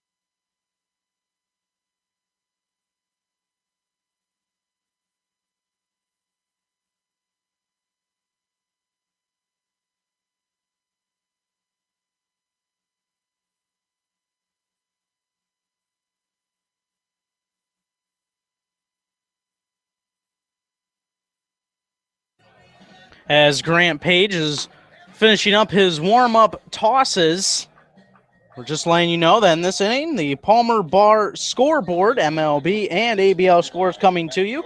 Now with outdoor seating, you can enjoy a refreshing drink and good friends outdoors in the Alaska sunshine. Located in downtown Palmer, the Palmer Bar is a great place to grab a bite to eat and take in the sights. Call 907-745-3041 today. Matt Diorio, the batter, and he comes up and swings and knocks this one into right field for a base hit past the diving Will Bass, who had to trek a long way to try and get to that one. Got under his glove and just out of his reach. And so Matt Diorio comes up, gets the 7th hit of this contest for the Matsu Miners, who open up the top of the 6th in good shape with a base runner on and nobody out. Now 3 runs on 7 hits for the Miners, 1 error. All zeros on the scoreboard for the Chinooks. First pitch from Page, and Caruso drag bunt down the first base line. Going to be a tough play, and he slides and just called out was Alex Caruso as he made a head-first slide. Staudinger just got to the bag an instant before he did. Good effort there by Caruso. Does move the runner over, though. So 1 out here in the 6th. 3-0 Miners. And Matt Diorio now up to second for Niles Nygaard. Niles having a great night at the plate as well. He's got 2 hits already. Scored 2 runs, a single and a triple for him. Curveball for a strike from Grant Page, 0-1. Looking at the ABL scores, while the Mayor's Cup has been wrapped up in Anchorage, going to the Pilots as they won the first 2 games of that non-league series against the Bucks. That's no score in the top of the 6th as they play again tonight. Next pitch from Page is fouled straight back by Nygaard, and he falls behind the count 0-2. Of course, 3-0 right here in favor of the Matsu Miners, leading over the Chinooks in Chugiak. And right now up in Fairbanks, In the bottom of the fifth, it is 2-2 tie between the Oilers and the Panners. Grant Page taking a long look in. Nygaard, the righty, facing the righty Page. Curveball is hit towards right center field. Coming over to make the catch is Wilkes easily. Diorio not able to advance. He'll retreat back to second. So he'll take a 2-out hit from Tanner Nishioka to drive him in here in the top of the sixth. Batting for the Miners, number 10. He's already doubled once today, or singled once, today. That would play to run. That was the 5th RBI of the season for Tanner Nishioka. Drove in 4 the other night. Curveball on just off the inside corner for a ball, 1-0. Looking at some of the MLB scores, Pirates over the Tigers 9-3 today. End of the 5th after a rain delay. Cardinals and White Sox tied at 1. Dodgers 4-2 over the Diamondbacks in the bottom of the 8th.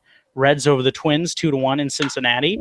And this one lined foul down that first base line, 1-1 the count. Blue Jays over the Red Sox 11-2 north of the border. A's over the Rockies 4-1 at home. Mariners over the Padres 7-0. Another shutout there. Yankees over the Angels 3-1 to avoid the sweep. Orioles avoid the sweep of the Rangers. They win 4-2. Brewers over the Phillies 9-5. Braves over the Nationals 4-1. Cubs and 11 over the Mets 2-0. Marlins walk-off homer beats the Giants 6-5. 1-1 pitch. There's a ball outside from Grant Page, 2-1. Indians over the Rays, 8-1 as he falls a 1-out shy of a no-hitter was Carlos Carrasco in that game. Astros over the Royals for the 3rd straight day, 6-5. Curveball is popped up into foul ground. Michael Staudinger heading over towards the fence and not going to make the catch as it got out of play. 2-2. Just some long tossing going in the Miners bullpen. Chinooks bullpen dormant at the moment. But if Tanner Nishioka able to drive one home here with 2 outs in the 6th and already leading 3-0 on the Miners, they may have to start thinking about getting that bullpen going. Grant Page with the 2-2 pitch, and that one will get away from Andrew Mogg as it was a curveball in the dirt. Diorio went to third and rounded by a couple steps, but will stay right there. So now a hit would definitely score a run here for Nishioka. Tyler Wolf on deck.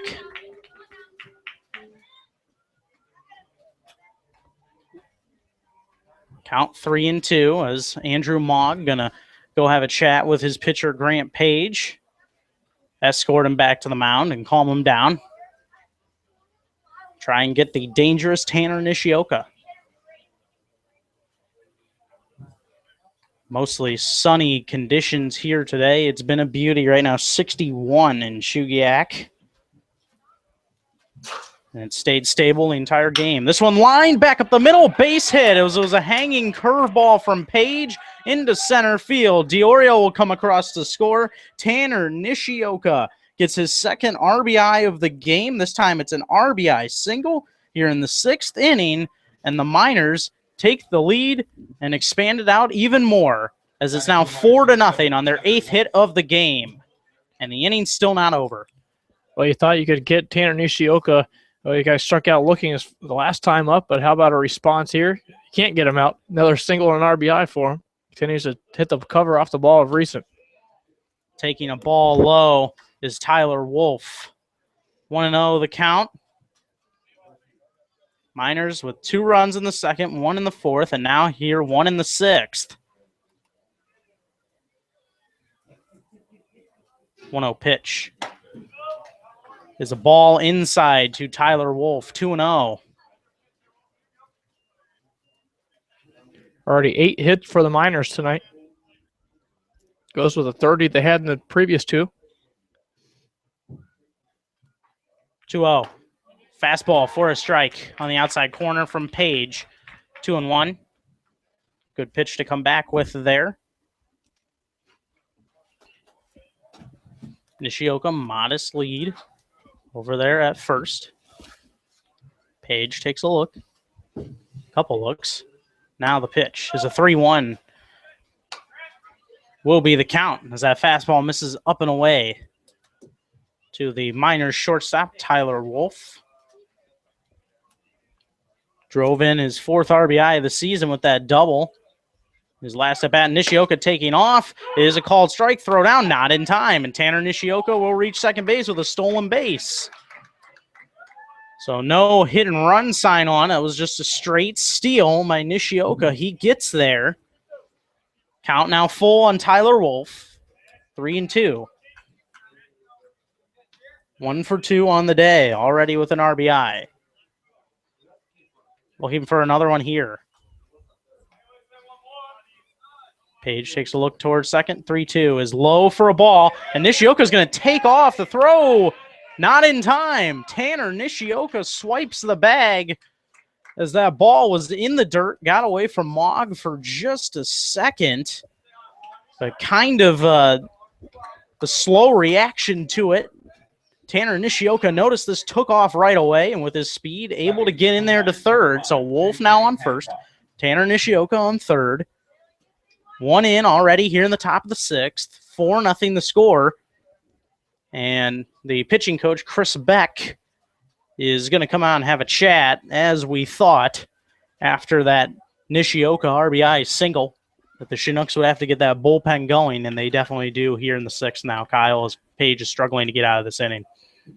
He very much is here, as it looked like it's going to be an easy inning for him, but Tanner Nishioka trying to change all of that, and it really takes some guts to try to advance to third base on a ball that gets away from the catcher and a ball 4. You got to have complete confidence in yourself, and you see that right now with Nishioka, and why not?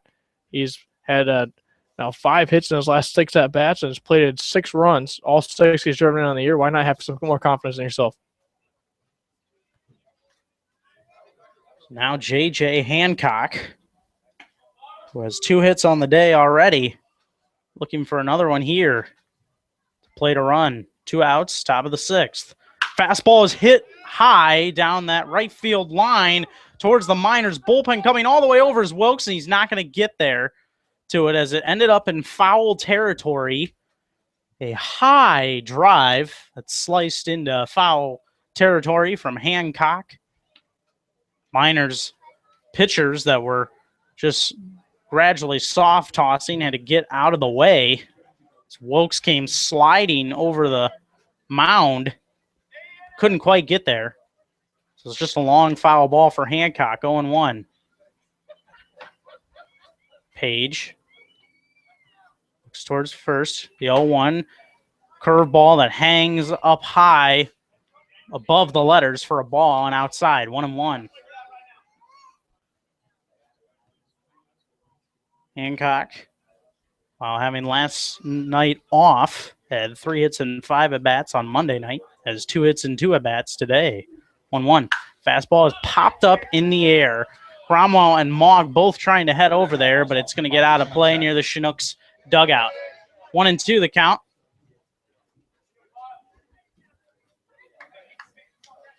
The inning continues. Caleb Wood would bat. But if another run comes in to score here, if Hancock's able to reach, I'm not sure Graham Page would last. They might have to pull the plug on him.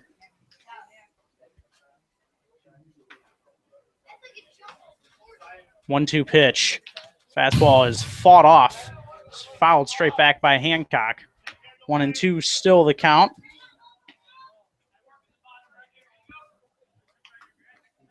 Diorio started off the inning with a single. Caruso bunting him over. Nygaard flew out, but the rest of the damage has been inflicted with 2 outs. Tanner Nishioka single. Now Tyler Wolf reaching on a walk. This one fouled out of play. Wolf was moving that time, and Hancock fouled it back again. 1-2 still the count.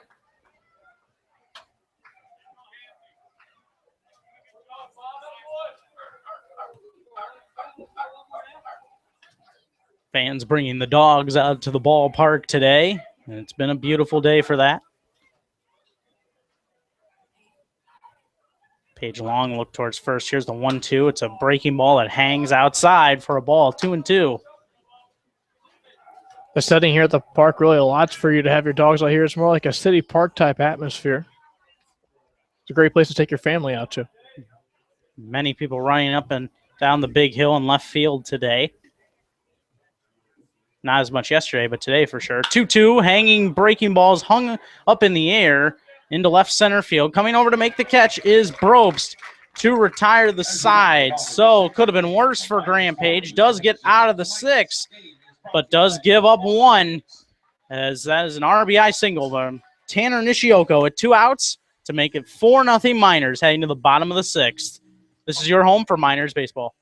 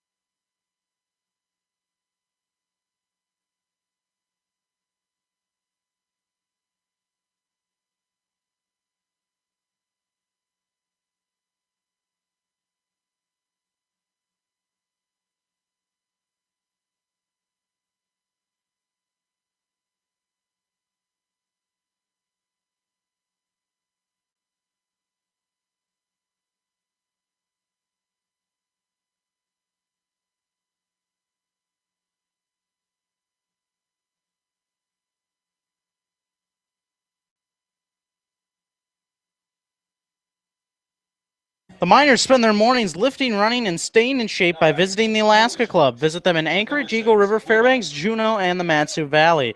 Visit www.thealaskaclub.com. Bottom of the 6th, Miners expanding their lead to 4-0. Harrington back to the hill. Ball inside from Harrington to Will Bass. 1-0. It was a long top of the 6th for the Miners, able to scratch across another run. This one hit towards right, and on his horse is Chris Hall. He's not going to get there. Will Bass will have at least 2 as it goes all the way to the wall. He's rounding and heading for third, and he will get there as Tyler Wolf fields the ball near second base. And just like that, first hit of the game for the Chinooks here in the bottom of the 6th is a triple, and a big one for the Chinooks. They may be in business now to try and knock in some runs, as they'll bring up Patrick Cromwell. A big turnaround here for Bass here. Bass popped up his first time up and put in the 9th spot tonight, not because he was hitting poorly, but because it gets some speed on the base pass. There you are. There you see it here. He hits it over the right fielder's head, and Chris Hall and wheels around to third base on the triple. Ball was hit hard and a high line drive. Taking a ball outside is Cromwell, 1-0. One that I think surprised Chris Hall with how hard it was hit. Did his best to get back there to it. Couldn't quite reach it in time. 1-0. This one hit to second. This will get a run home. Caleb Wood will throw to first. Cromwell gets the job done, gets the ball in play, and the Chinooks manufacture a run, get their first hit of the game by Will Bass, and Cromwell, the next batter, RBI ground out brings them home. That cuts into the deficit, now 4-1 here in the bottom of the 6th. So that'll bring up Matthew Ferruto. Ferruto, 0-for-2 with a line out and a strikeout in his last at-bat, which was back in the 4th inning. Showing bunt, pulling back, and taking the ball is Ferruto.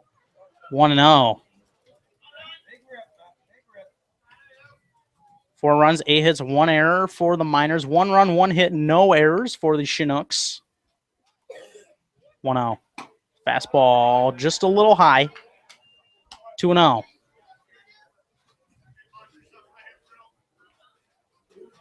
Miners looking to improve to 9-1 and 7-1 on the season against the Chinooks. They can do that here with a win. And taking a strike with the changeup that time from Harrington is Matthew Ferruto, 2-1.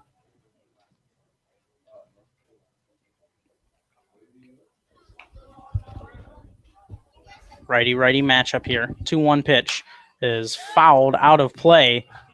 Count 2-2. Foul ball or home run does damage to your car. Visit the Folks of the Valley's locally owned and operated Napa Auto Parts. They're in Big Lake, Palmer, and Wasilla. Visit www.napaalaska.com. Harrington digging himself back into this at bat. Now 2-2 the count. On the DH, Ferruto. Taking a curveball low is Ferruto now 3-2. Ferruto got the start at second. It's been DHing a lot for the Chinooks team. Got the start at second yesterday. 3-2 is in on the handle. Pop-up. Niles Nygaard has to sprint to get to it. Would have been an infield base hit, as that is another one that got in on the handle of Ferruto. Second time we've seen that today.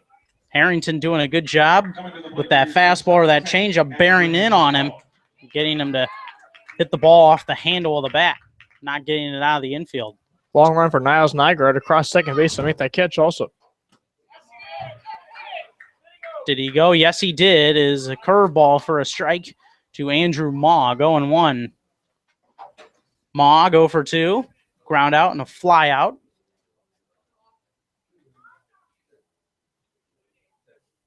0-1 pitch. Curveball. Was hanging up, but it was on the inner part of the plate. And he fouled it straight back 0-2. That run crossing very quickly. The Chinooks were getting blanked all night, and all of a sudden essentially a 3-pitch sequence, the triple by Bass, and then the RBI ground out by Cromwell, bringing a run across, swing and a miss. Got him with the changeup.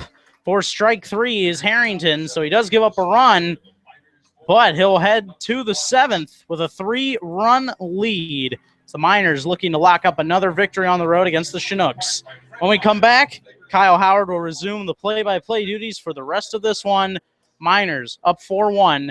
You're listening to Miners Baseball on the Miners Radio Network.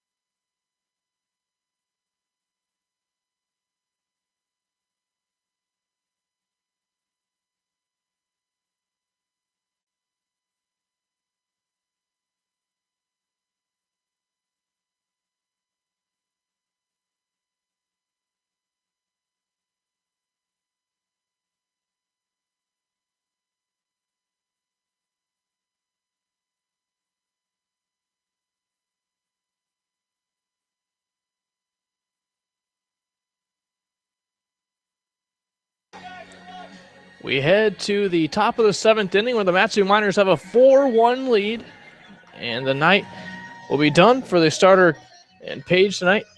Grant Page worked 6 innings tonight and is in line for the loss. We'll give you his line in just a second, his final line. But before we do that, we'll go ahead and give you the new pitcher.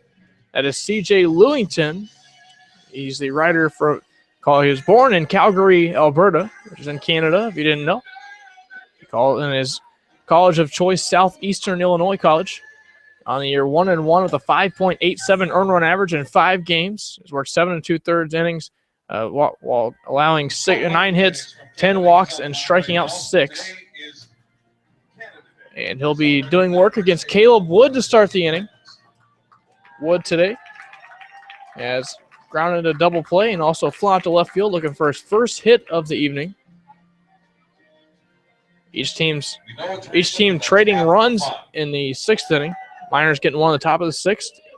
And a run coming across the score for the Chinooks, their first of the evening, in the bottom of the 6th. Miners have a 4-1 lead as Caleb Wood will dig in. Final line of Grant Page, 6 innings, 8 hits, 4 runs, all of them earned. 2 strikeouts and 2 walks while striking out by facing 26 batters make that. First pitch curveball misses away from Lewington. 1-0 count coming from him. Here's the wind in the 1-0. Fastball misses upstairs. It'll be a 2-0 count now on the two-seam fastball. And CJ Lewington coming in to pitch on Canada Day, coming from Alberta. Slider got the outside edge. 2-ball, 1-strike count now.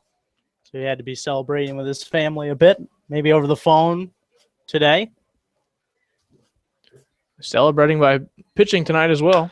This one popped down the right field line and actually staying in fair ground. The ball going to move over a little bit and be caught out in right field by Braxton Wilkes. An easy play for him out there. I think I counted about 4 steps that Wilkes was able to make. He was standing in his spot essentially the whole time that ball was being flown out to right, but nice job there by Wilkes to keep track of that ball.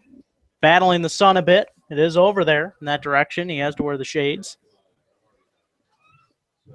So now the one-out batter will be Chris Hall.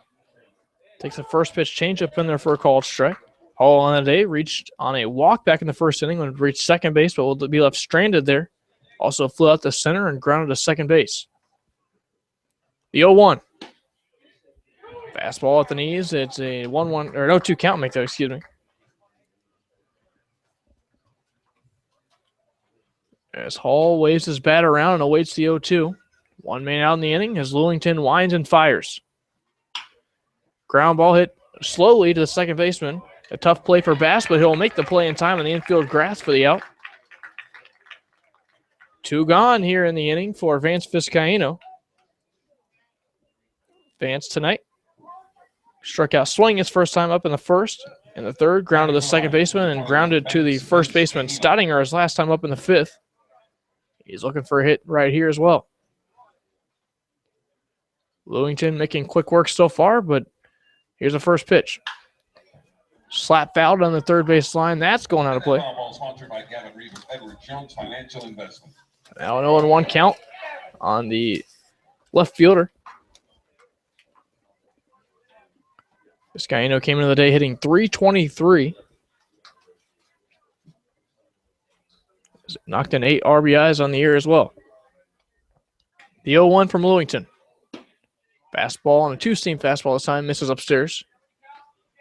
Evens the count, 1 ball, 1 strike.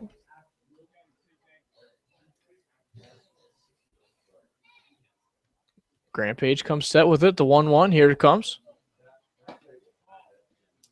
Fastball misses low. 2 ball, 1 strike count.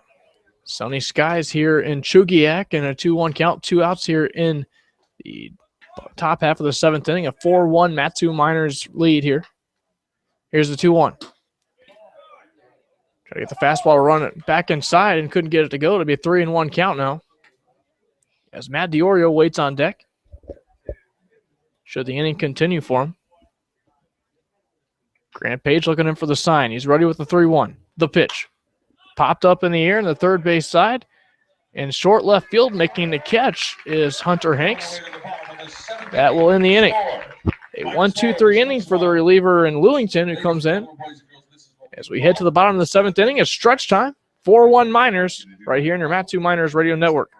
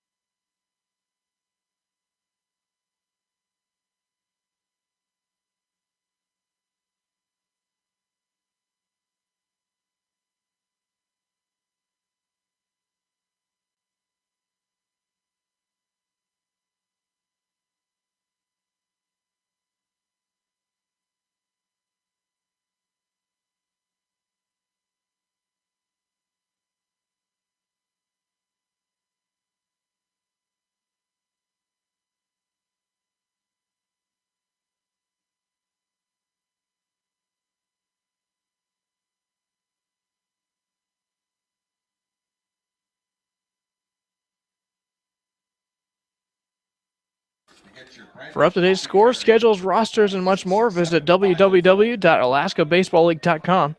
Your home for everything ABL.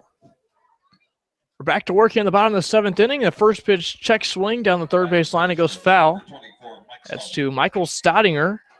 Staudinger 0 for 2 on the night. A ground out to the first baseman. Also fly out to right fielder Chris Hall. As Harrington begins his 7th inning of work. So far pitching very, very well. Just that one run he allowed last inning, a triple, and then an RBI ground out would plate that run. He's just allowed that one hit tonight. So now the 0-1 coming. The wind and the pitch. Line drive, but it's going to fall right in front of Tyler Wolf. He'll fire across the infield for the out, right beneath the second base back. So quickly one man gone for Harrington here. Harrington with a good efficiency tonight, able to work into the 7th inning. Has just given up that one hit and one run so far. He's earned it tonight. Here's a pitch. Curveball over for a strike. Facing Jacob Bropes. Bropes grounded out to the third baseman his first time up and walked and was cut out in a 4-6 fielder's choice in the 5th inning. Fastball taken in for a strike now. An 0-2 count coming as the ball actually slips past Harrington. Gets the ball back and will toe the rubber again with an 0-2 count and one gone here in the inning. 4-1 Miners lead here in the bottom of the 7th. The 0-2. Curveball, tried to get him on the outside edge, but fouled toward the Miner dugout. Bropes spoils that pitch and stays alive in the at-bat. No balls, 2 strikes on him. Harrington shakes off the sign. He winds and delivers home. This one nearly clipped Bropes. It backed him off the plate in a fastball that slipped out of Harrington's hand. That'll bring out a mound visit from the catcher, J.J. Hancock now. So I just want to make sure they're on the same page. The ball clearly slipped out of his hand there. But now Hancock heads back to home plate. Now back into the batter's box. Right in the middle of the batter's box on the left side goes Bropes. The 0-2 pitch misses low.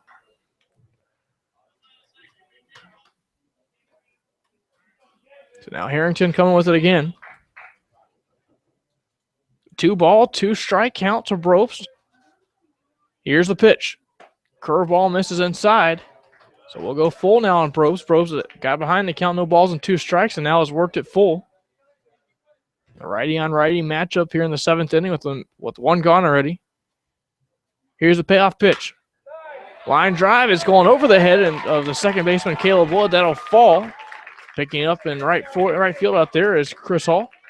Fires across the infield, but on safely with a base hit goes Jacob Bropes. That's his first hit of the ball game, the 2nd time he's reached tonight. Now a base runner with one man out for David Morton. Trent Thompson going to start to get warmed up. James Harrington at 95 pitches at the moment. The runner starts to go and heads back as the ball is fouled back to the screen by Morton. Morton 0 for 2 in the day. He reached on a fielder's choice his last time up. Infield at double play depth with one man out here in the inning as the runner goes. Ground ball hit toward the right side. Caleb Wood dives toward the bag but can't get to it. Into right field, a base hit now. So back-to-back base hits with one man out here in the inning. Now to play Braxton Wilkes with 2 on. A little bit of activity going as you said, Trent Thompson warming up out there. J.J. Hancock going to go have a chat and make sure that he's okay. We're going to see a pinch hit here. Pinch hitter, it's Tyler Boxwell coming up to the plate for the Chinooks. Want the righty-lefty matchup here. Numbers game not going to matter with the righty Thompson warming up in the pen regardless. 7th inning guy for the Miners, as we've seen historically, has been Trent Thompson. He's warming up. 4-1 ball game. The tying run does come up here, and you don't want to make any mistakes. And that's going to bring Matt Greeley to make sure he's aware of that. And the 3 hits against James Harrington in this game have all come in the last 2 innings. A triple and an RBI ground out in the 6th. plated the first run for the Chinooks, cut into this lead 4-1. But now, when you look at it, you have a powerful bat in Tyler Boxwell up with 2 men on base. One swing of the bat, he could tie this game. That's the danger, and that's why the pitcher, Matt Graley, wants to come out and tell him the situation, calm him down as well. Boxwell had 2 hits and an RBI last night. One of those a double. He has 3 doubles on the season and 31 at-bats. A .323 batter with 5 knocked in. So, as you said, a dangerous bat at the plate right here. But still a double play possibility in order for the Miners. Here's a pitch. Fastball misses high the letters. 1 ball, no strikes now on Boxwell. Boxwell stands in the left-handed batter's box against the righty James Harrington. The outfield playing straight away on him. As a fastball misses away. 2-0 count coming on Boxwell. As Harrington looks in for the sign. He comes set now. The look of the runner at second. The look back again. Now the delivery home. Four-seam fastball misses outside. It'll be 3-0 count now. So now Harrington needing a strike here. Harrington looking in for the sign now and ready with the 3-0. He comes home. Got the fastball over for a strike this time. It's a 3-1 count now. Trent Thompson continues to loosen the Miners' bullpen. But Harrington want to get a ground ball double play to get out of this one himself. Here's a pitch. Fastball misses away. Ball 4. On to first base goes Boxwell. And out comes manager Ben Taylor. That probably will be all for him. He signals toward the bullpen. In comes Trent Thompson. So the night will be done for James Harrington. The bases will be loaded for Trent Thompson. He looks to slam the door and get a double play as well. See how he's able to do with that when we come back. Miners lead at 4-1 here in the 7th inning. Listen to Matsu Miners Baseball on the Matsu Miners Radio Network.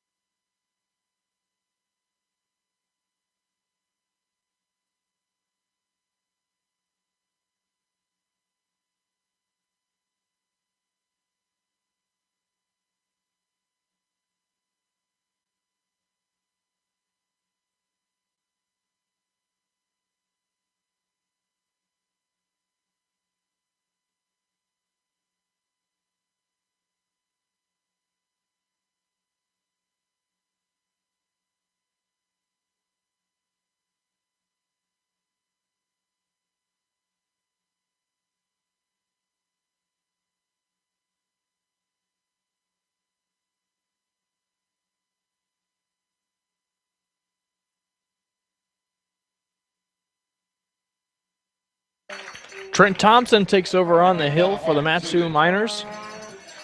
Now appearing in his 8th game on the season. Has worked 9 1/3 innings so far. Allowed 7 hits, just 1 run that was not earned. Does not have an earned run average to this point. Struck out 10 while walking 3. A great strikeout to walk percentage for him. And he has a 1-0 record to go with that as well.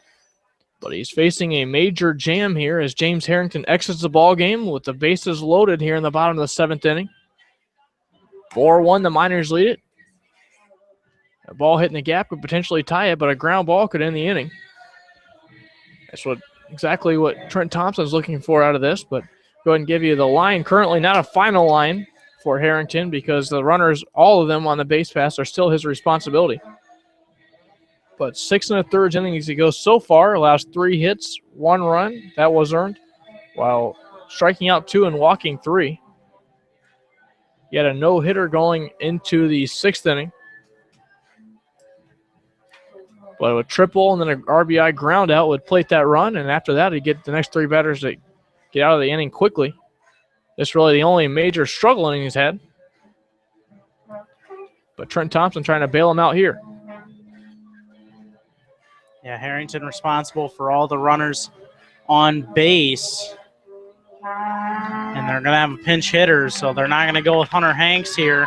It's going to be Caden Owens, the lefty, to pinch hit. So this is going to make for some interesting defensive lineups for the Chinooks.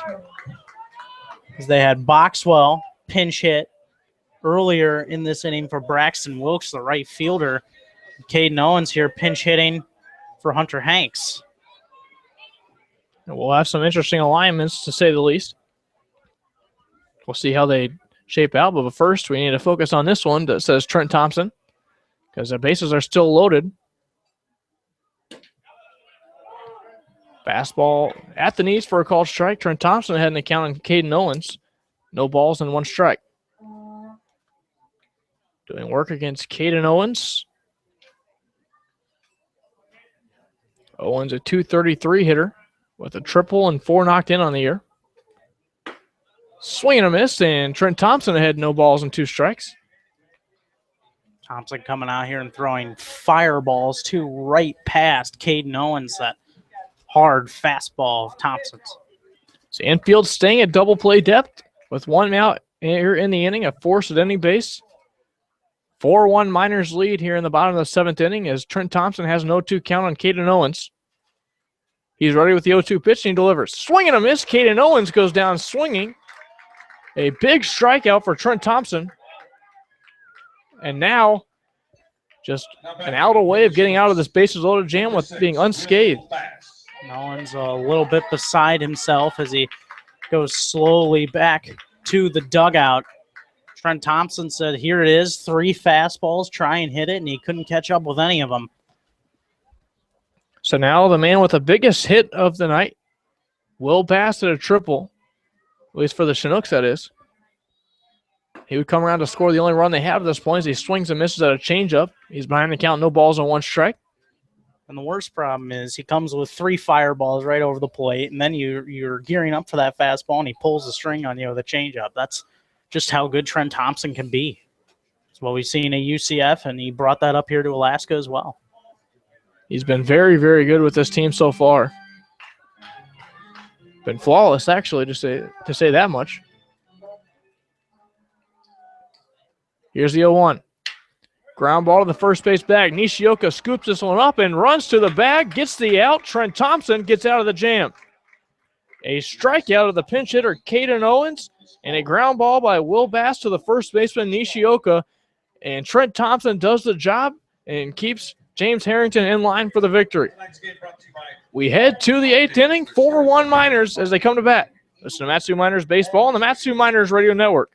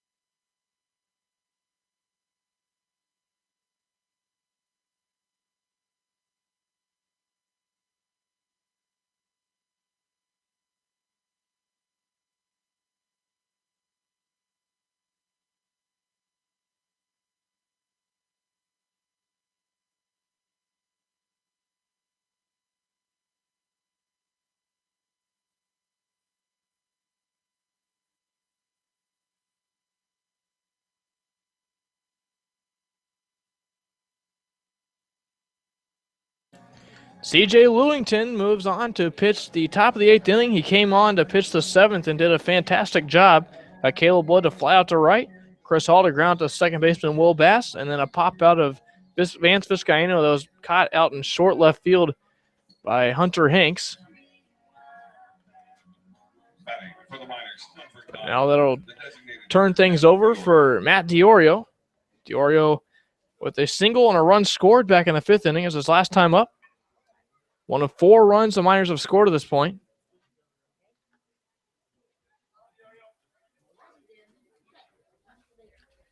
He'll be set to lead things off against the righty Lewington.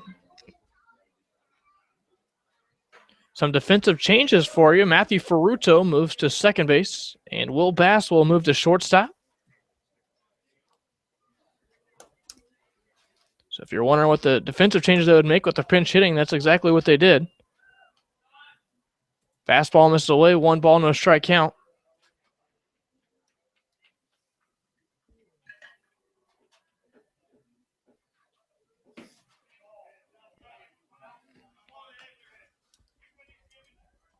Fastball misses low. 1 ball, no strikes. So we'll see who the designated hitter will be with Matthew Ferruto moving to second base. Fastball misses upstairs. It'll be a 3-0 count. Not sure if they'll move Caden Owens there or if it'll be Boxwell. The 3-0 pitch. Fastball misses inside. 4-pitch walk for Matt DiOrio. He reaches base for the 2nd time tonight. And now it'll be Alex Caruso, the cleanup hitter, stepping up to the plate. He's looking for hit number 1 on the evening as well, but it'll be a good time for it, trying to play add-on here in the 8th inning. This is a big time last night for the Miners. In the 9th inning, they were able to play a go-ahead run. That would end up being, add-on run, as Caruso bunts this one in front of the mound there. That's over to first base, and out at first base is Caruso.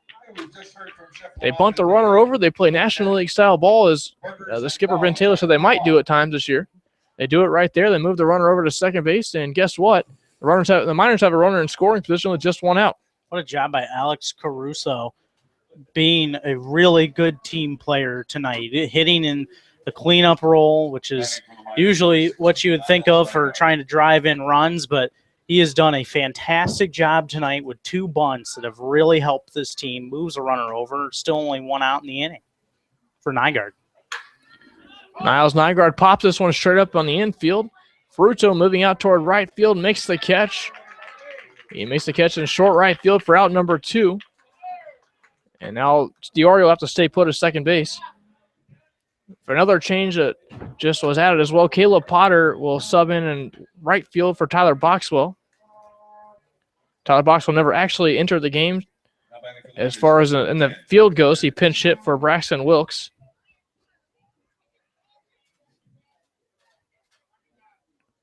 So now the 2-out batter will be Tanner Nishioka make that. His last at bat, getting that hanging curveball from Page, knocking it into center and driving in his 2nd RBI of the day. He's in that same situation here. Love to knock in DiOrio. The 1-0 pitch, here it comes. Slider got it over there for a called strike from the righty Lewington. Evens the count, 1 ball, 1 strike. Pitch you don't see him throw very often from Lewington, but he does throw it occasionally. Both times he's thrown it tonight, he's thrown it over for a strike. Lewington comes set. Here's the 1-1. Slider again this time. 2-1 count now.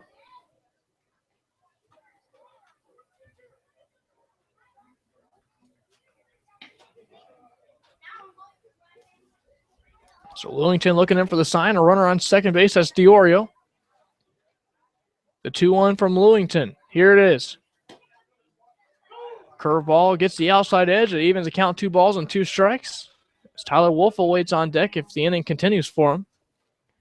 Nishioka trying to make that happen.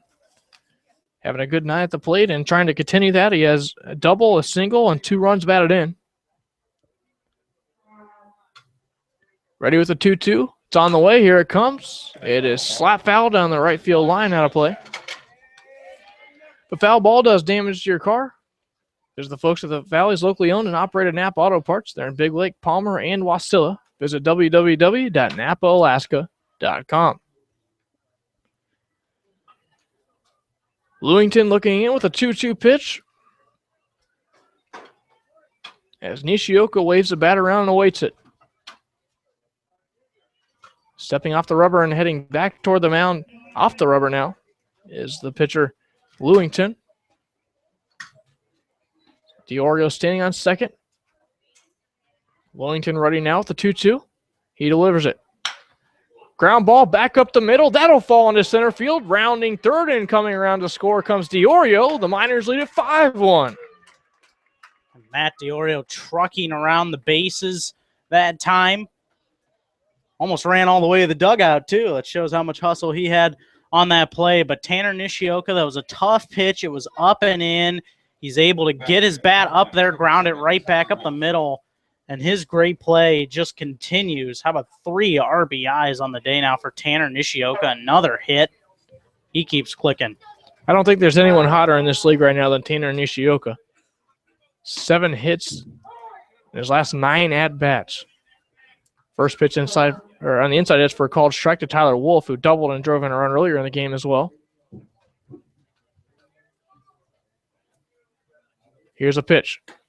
Slider got him swinging on the outside edge, a no ball, 2-strike count to him. Nishioka now with 7 runs knocked in. All 7 coming in the last 2 nights. Making the case for him to be an all-star also. Here's a pitch. Slider foul down the first base line. That's going foul. Nishioka just making a difficult decision of where to putting him in the lineup every night if he continues to hit the way he's been hitting. Plays very good defensively as well. Had the error earlier, but bounced up very nicely and making some other nice plays throughout the inning. The 0-2 pitch, here it comes. Try to get in with the slider outside, but it misses way outside. So a 1-2 count on Wolf. So he stands in. Again, a 1-2 count on him. Short lead for Nishioka on first. He's already stolen a base in this one also. Here's the 1-2. Fly ball hit to deep center field. Backing up on it is Morton. He will make the catch in deep right center field, though. So the ball stung very well off the bat of Tyler Wolf, but David Morton has room out near the warning track. He hauls that one in. 1 run comes around to score again off the bat of Tanner Nishioka. He drives home a single with two outs on the inning. We head to the bottom of the 8th inning. It's 5-1 Matsu Miners. This is the Matsu Miners baseball on the Matsu Miners Radio Network.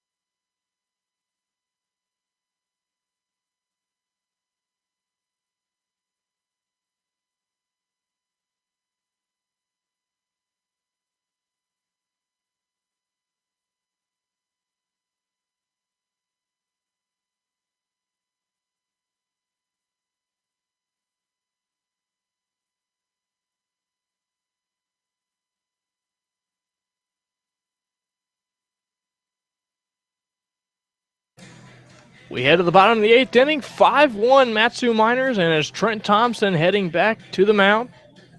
What a job he did back in the 7th inning, coming out with the bases loaded. He came out with one out. Harrington exits the ball game in that case, was in line to possibly, with all 3 runs, could have lost the chance at a win tonight. But what's Trent Thompson do? He strikes out his first hitter and then gets the next guy very easily. Trent Thompson pitching very well in the 7th inning. As now he'll work in the 8th inning as well now as he sets down a catcher Cromwell. 5 runs, 9 hits, 1 error for the Miners. 1 run, 3 hits, no errors for the Chinooks. We're in the bottom of the 8th inning here at Lee Jordan Field, the Loretta French Sports Complex. Kyle Howard alongside Kevin Peel. First pitch, fastball misses away, but Cromwell tried to bunt at it. Did pull back in time, though. 1-0 count to him. Cromwell officially 0 for 3 on the day. The 1-0 pitch, fastball missed away. Cromwell does have an RBI. He grounded to the second baseman Wood for his last time up that scored Will Bass. That's the lone run that this team has. The wind and the 2-0 pitch. Change up in there for a called strike. A 2-1 count coming. Trent Thompson really answering the bell for his teammate James Harrington, and also the team getting those 2 big outs in the 7th. Strikeout of Owens, the ground out to end the inning. Hit well to deep left field. Vizcaíno backing up on it, though. He'll make the catch over his shoulder. So now 1 man out here in the bottom half of the 8th inning. Miners lead at 5-1. And that'll bring to the plate Matthew Ferruto. Ferruto moving in the game from the designated hitter spot to the second base. Number 9, Matt Ferruto. Ferruto on the day is 0 for 3, looking for his first hit to try to start a rally here in the 8th inning against Trent Thompson, who's officially worked an inning now. Curveball in there for a called strike, and it was a beauty. Ball started over the plate and backdoored him.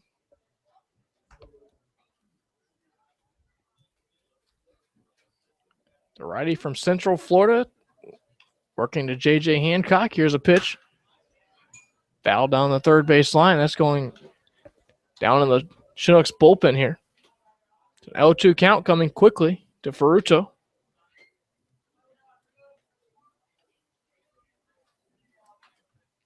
Thompson stands just off the rubber here, taking a breather for a second. Throwing just 9 pitches in his full inning of work so far. Here's the wind and the 0-2. Pop foul out of play. Keeps the count at no balls, 2 strikes. If a foul ball or home run does damage to your car, visit the folks at the Valley's locally owned and operated Napa Auto Parts. They're at Big Lake, Palmer, and Wasilla. Visit www.napaalaska.com. A little bit of loosening going in the Miners bullpen right now. Not sure if it's serious. Trent Thompson delivers a curveball upstairs and inside. It'll be a 1 ball, 2 strikes.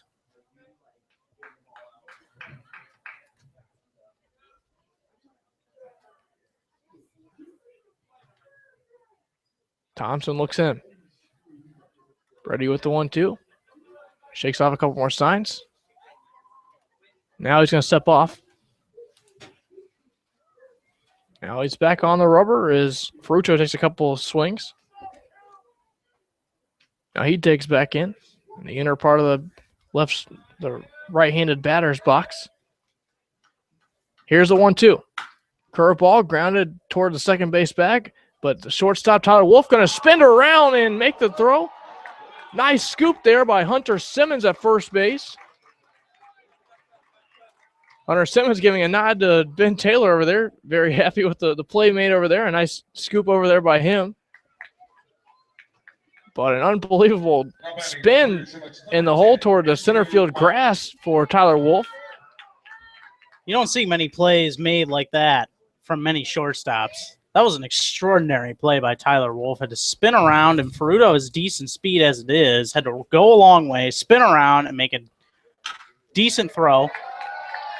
This one lined into center field. That'll fall for a base hit off the bat of Andrew Mogg.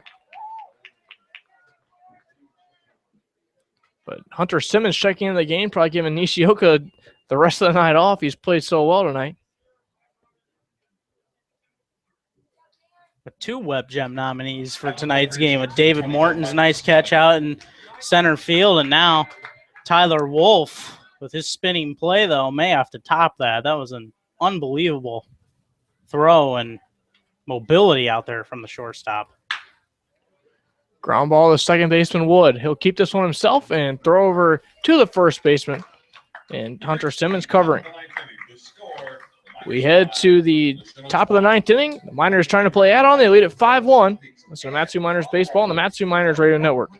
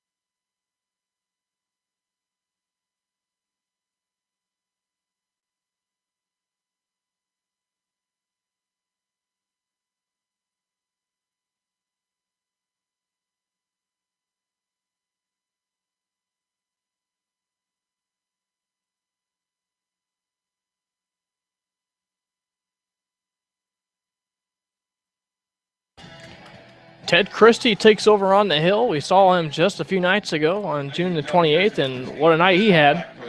Got his first save of the year, working 2 2/3 innings, just allowing 1 hit, striking out 3. Faced the minimum of 9 batters there, or 1 over the minimum, make that. The big, tall righty, 6'4", 225-pounder from Union University. Calls his hometown Nashua, New Hampshire. Hancock scores around a bunt. This one pops it foul. No ball, 1 strike count to Hancock. Hancock 1 for 2 or 1 for 3 on the day. Make that. Has driven in a run as well. The 0-1 to him is flared down the left field line. That one's going out of play. So now an 0-2 count on the catcher Hancock with Caleb Wood waiting on deck. Souvenir for the young boy over there down the third base line who made a spectacular catch, let me say, over there by the other ball diamond. He's paying attention to the game nicely. He'll get to take a souvenir home. Ted Christie delivers. It's a fastball missed away. No ball, 1 ball, 2 strikes to make that. Warming up in the Miners bullpen is Caleb McCann in a 5-1 game. The Miners trying to play add-on here in the 9th inning. Slap out on the left field line, about the same spot. A 1 ball, 2 strike count again to the catcher Hancock. So not only was C.J. Lewington pitching on Canada Day, Ted Christie pitching on his birthday today, July 1st. Pitch misses low for a ball, 2 balls and 2 strikes. A happy birthday to Christie. This year having a very good year, a 1-0 record with a 2.18 earned run average in 5 games and 1 start. Fastball misses away. It'll be a full count now on the catcher Hancock. Can't forget the save that he had on Sunday afternoon. He came in relief of Connor Menez and went the rest of the way for the Chinooks. Fastball misses low, and Hancock reaches aboard. He fell behind the count, no balls and 2 strikes, but works a walk after that for spoiling a couple foul balls. A leadoff walk issued to Hancock. It's already more walks than he's issued that entire outing the other night in the 2 2/3 innings he pitched.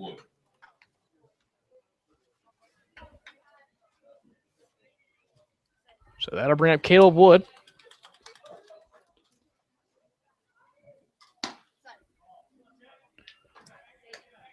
Fastball taken low. It'll be a 1 ball, no strike to him.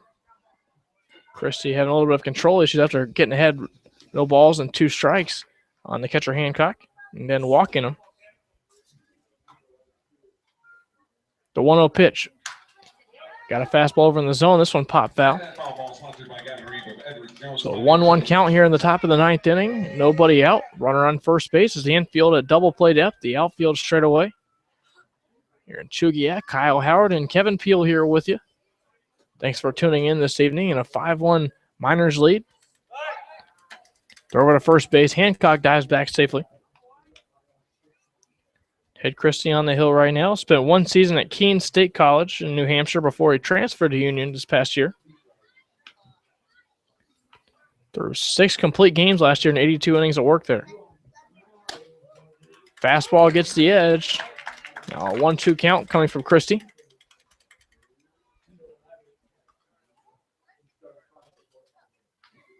Short lead for Hancock on first. Ted Christie comes set. Now he delivers home.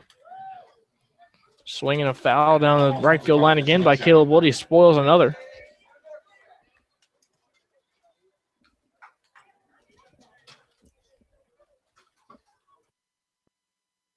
Okay.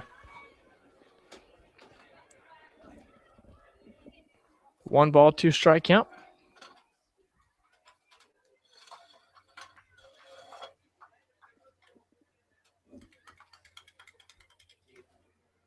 Short lead at first base. Now the delivery home. Pop up straight on the infield at third base. Cromwell calling for it. He makes the catch at third base.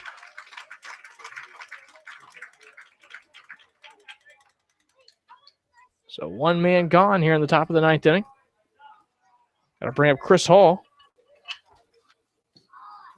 Hall, the right fielder tonight, is officially 0 for 3. Did reach base once on a walk tonight. Much better at bat for Ted Christie that time as he was way ahead of Hancock, but lost him, able to retire. First pitch fastball misses away. Actually called time. Oh, they do call time there, excuse me.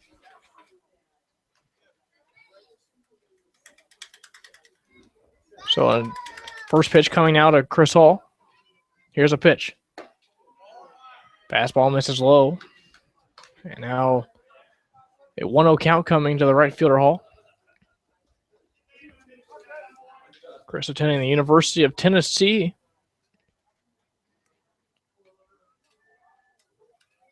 It's the 1-0 pitch. Here it comes. That's in there for a called strike at the knees, says home plate umpire James Ainsworth.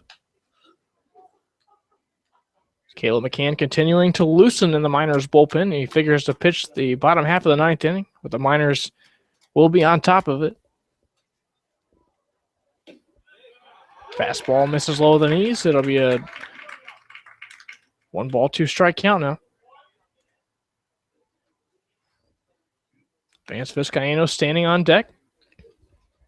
Should the inning continue as the infield double play depth. Here's a pitch. In the air to center field, it'll be trouble, but I believe the second baseman Fruto are going to come back on. Now colliding in center field, but making the catch is David Morton. It's a tough play for both the second baseman Ferruto and Morton to make in center field. Morton, I guess they had some miscommunication out there, but Morton does hold on to it as they collide. And Ferruto acknowledging that time that it was probably him that should have gotten out of the way that time of Morton. A good job by Morton to keep his composure. A short lead at first for Hancock as a fastball outside there for a ball to Vance Vizcaino. Vance looking for his first hit of the night here to try to plate another run for the Miners. They lead it by 4.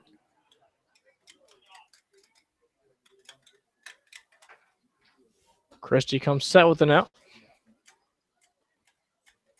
Now he'll deliver home. Fastball misses upstairs for a ball. It'll be a 2-0 count to Vance Vizcaino. Big news from the baseball world today. If you didn't know, Team USA no-hit Cuba earlier, winning 2-0 in that game. But last year's Miner Ryan Hendricks was actually pitching as part of that out of Texas A&M. Has a 2-0 pitch, a slap foul, but a big night for Team USA, as you mentioned. Good to see Ryan doing so well out there as well with this team. He has been a solid pitcher, one of the workhorses for Texas A&M, and I know the skipper Ben Taylor looks fondly back at what he was able to provide for the Miners last year.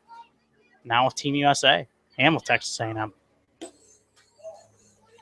Here's a fastball, misses away from Ted Christie again here. And it's a 3-1 count on the left fielder Vizcaino.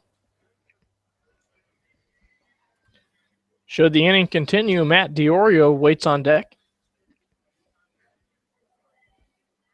The 3-1 pitch, the runner goes at first, and slap foul. It'll be going to a full count now. Back to first goes J.J. Hancock. He assumes to be off and running in a 3-2, 2-out situation here in the ninth inning. So a ball hitting a gap could potentially score the catcher Hancock.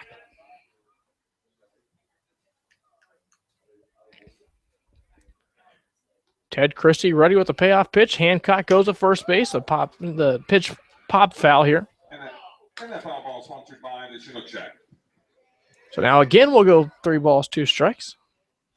Ted Christie really going to have to earn this out as Vance Vizcaino has been a fighter, fighting off some tough pitches from Christie. Christie comes set with it. Ready with the payoff pitch. The runner goes. Ground ball to the shortstop. Should be an easy play there. He fires across the infield. A scoop, though, at first base. And out there from the Bass to Stottinger scoop there at first base. Out at first base is Vizcaino. We head to the bottom of the ninth inning. Last rally time for the Chinooks. They trail at 5-1. Caleb McCann will be coming on to try to close down the door and give the Miners their 15th win overall in this season. See if he could do it. This is the Matsu Miners Baseball on the Matsu Miners Radio Network.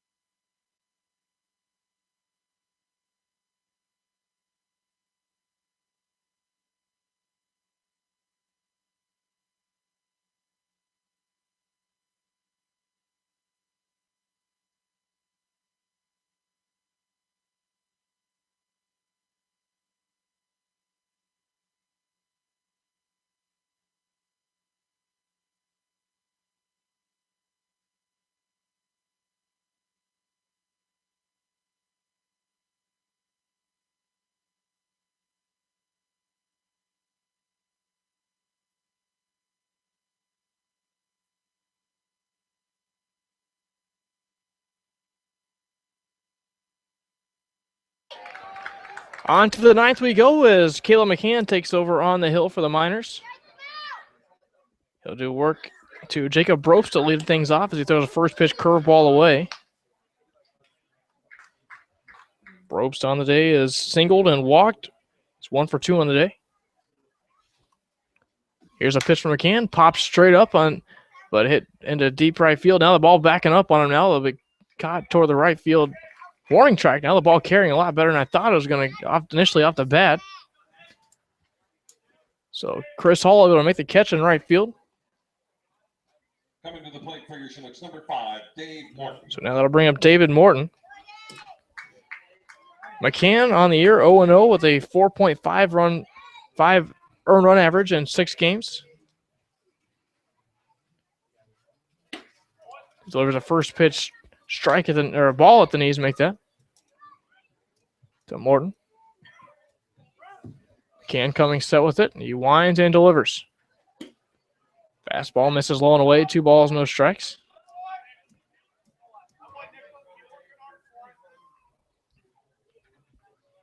He's ready now with the 2-0. He winds and fires. Slap down the left field line, giving chase as the left fielder Juan Hanna, and that's going to fall in front of him down the line. Rounding first, taking a big turn, but heading back there with a leadoff base hit is David, or a one-out base hit, make that, is David Morton. And this is a team that is not going to quit. They were down 5-2 going into the bottom of the 9th inning last night and got 2 runs off of the normally locked down closer, Brick Paskowitz. So they're not going to go out without making some noise here.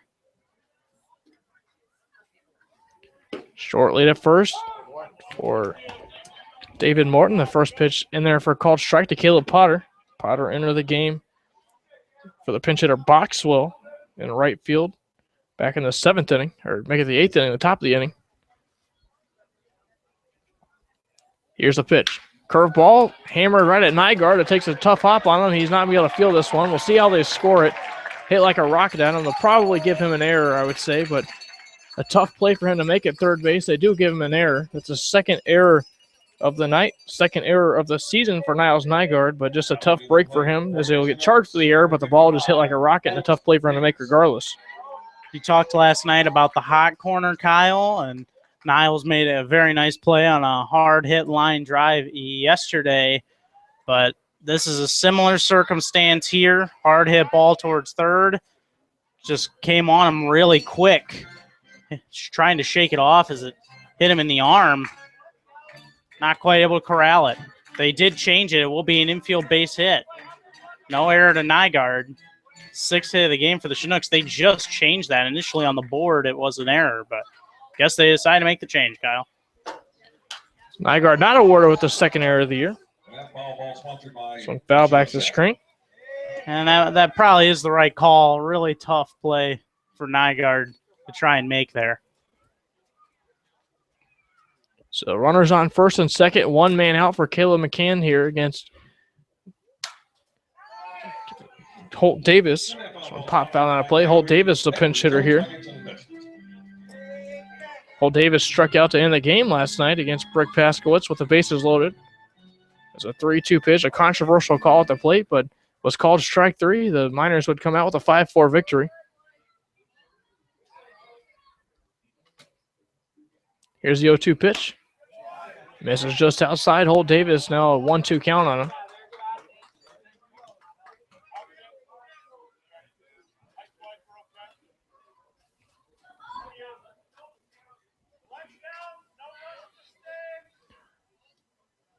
McCann ready now with the 1-2, looking in for the sign from Hancock. Looks back the runner at second. Now he comes home. Swing and a miss on the curveball. Got him swinging. Holt Davis strikes out. So now 2 gone. Miners 1 out away from winning the 7th time against the Chinooks in ABL play, which would give them the season series. And also, if that with that win, would give them their 15th win of the season overall. I'm going to leave it all in the hands here of Will Bass to try and extend this game. Who was able to triple and ended up scoring the only run in this game on a Patrick Cromwell RBI groundout for the Chinooks. There's a curveball at the knees, an 0-1 count.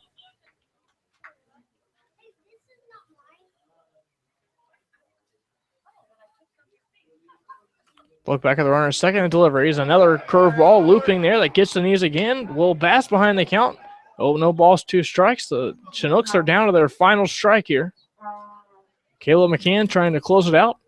A 5-1 lead they have here in the 9th inning. He's riding out the 0-2, the delivery. Fastball just misses away. So it goes a 1-2 count on him. Bass again had that triple and scored the only run of the ball game for the Chinooks. That was back in the 6th inning. McCann will step off the rubber now. So now again we'll have the Chinooks down to their final strike. The 1-2 pitch, 2 outs here in the 9th inning. 5-1 Miners. The pitch. Grounded right back to McCann. He fielded this one himself. On to first. The Mat-Su Miners have won it here tonight, 5-1. They now take the season series from the Chinooks here just on July the 1st, winning their 7th time in league play against this team. And now, should they tie with these Chugiak-Eagle River Chinooks at the end of the season in ABL play, they will win it. They will win the NL division that way. Certainly would like to win it record-wise, but that's a good insurance to have as the Miners get it done tonight and give Harrington another win. Yeah, and a great job, Caleb McCann, only giving up the 1 hit, but Trent Thompson came in the really toughest situation of this game in the bottom of the 7th, and he was cool as the other side of the pillow, getting the strikeout, getting the ground out, and that was really the last threat that the Chinooks were able to put up. How about the Miners tonight? And just one of those weird little things you look at, scoring in all the even-numbered innings, 2 in the 2nd, 1 in the 4th, 1 in the 6th, and 1 in the 8th, and they get it done. Another 5-run performance, and again, another quality start by MLB standards with James Harrington just giving up 3 hits, 1 earned run, 6 1/3 innings, only striking out 2, walking 3, but the type of night that he came out and really wanted. And he came out and got the W tonight. He's had a bit of some rough spots here in the first few starts of the season for him, but this is one that he can look back on now very fondly. Was able to no-hit this Chinooks team for the first 5 innings of his performance tonight, and they really got it done. How about 7-1 and 9-1 against the Chinooks? I think the Chinooks now are happy to not have to face this Miners team for a while. This is a Miners team that has been really doing the job against them so far this year.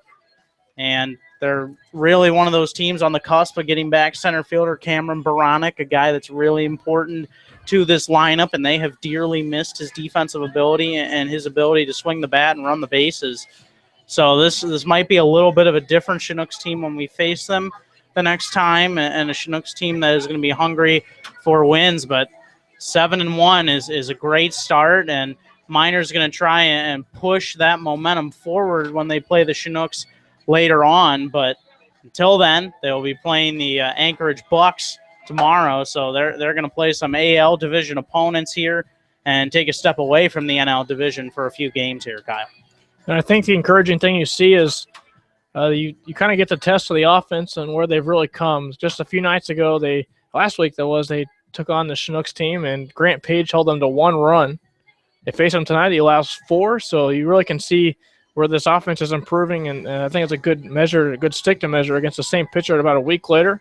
And look what a week's done for this club. They're now 15-4 overall, take a 13-4 record in the ABL, and now a 4.5-game lead in the division and the tiebreaker.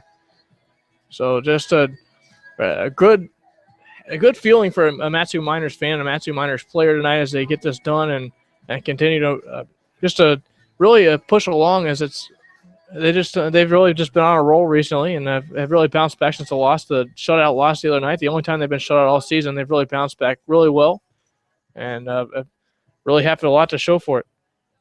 Yeah, and another win in the books for the Miners is very important. Now, they've been able to handle their road games very well this year, and this was a team that started with a lot of those games on the road. Now, the Miners haven't gone on their big road trips yet to Fairbanks for 3, which will be towards the end of July and the start of August, going to the Kenai Peninsula for 2. against the Oilers, but this is a team that's played a lot of road games already, has a lot of home games coming up, and I think that's a good feeling for the Miners to know that's ahead of them, that they're going to be able to play a lot of games at Herman Brothers Field. And how about in those first 19 games, only one loss on the road, 15-4 record overall, and 13-4 in Alaska Baseball League play. That's getting it done. That is absolutely getting it done. And before we sign out here, we're going to give you the final lines tonight. For the Mat-Su Miners, as James Harrington getting his second win tonight, he improves to 2-2. The loss held on Grant Page. He falls to 1-2. He kept the Chinooks in the game. 1-3 makes that, excuse me. And he gets the third loss of the season here for him. Kept the Chinooks in there very closely recently, but was able to came out and give 4 runs tonight, and able to get the Miners back on top and give them their 7th victory against this team in league play, 9th overall. So the Miners overall won 9 of 10 against the Chinooks, just an unheard of statistic for them. And a very encouraging performance as they head to Anchorage tomorrow with a pretty, I wouldn't say comfortable lead, but a very good-sized lead in the division now as they look forward tomorrow and take on the American League tomorrow. That's going to be a good matchup. Back to Mulcahy. Go the Miners. They had a lot of success against the Pilots. Already do have a win there against the Bucks on the season, but we're going to see if they can continue that success tomorrow. So now with that, we'll want to say thank you all for listening out to us tonight. The Miners take this one tonight 5-1, and they get it done and now improve to 15-4 overall and 13-4 in the ABL. Thanks for listening in. Kyle Howard here with you saying so long for Kevin Peel. Have a great night.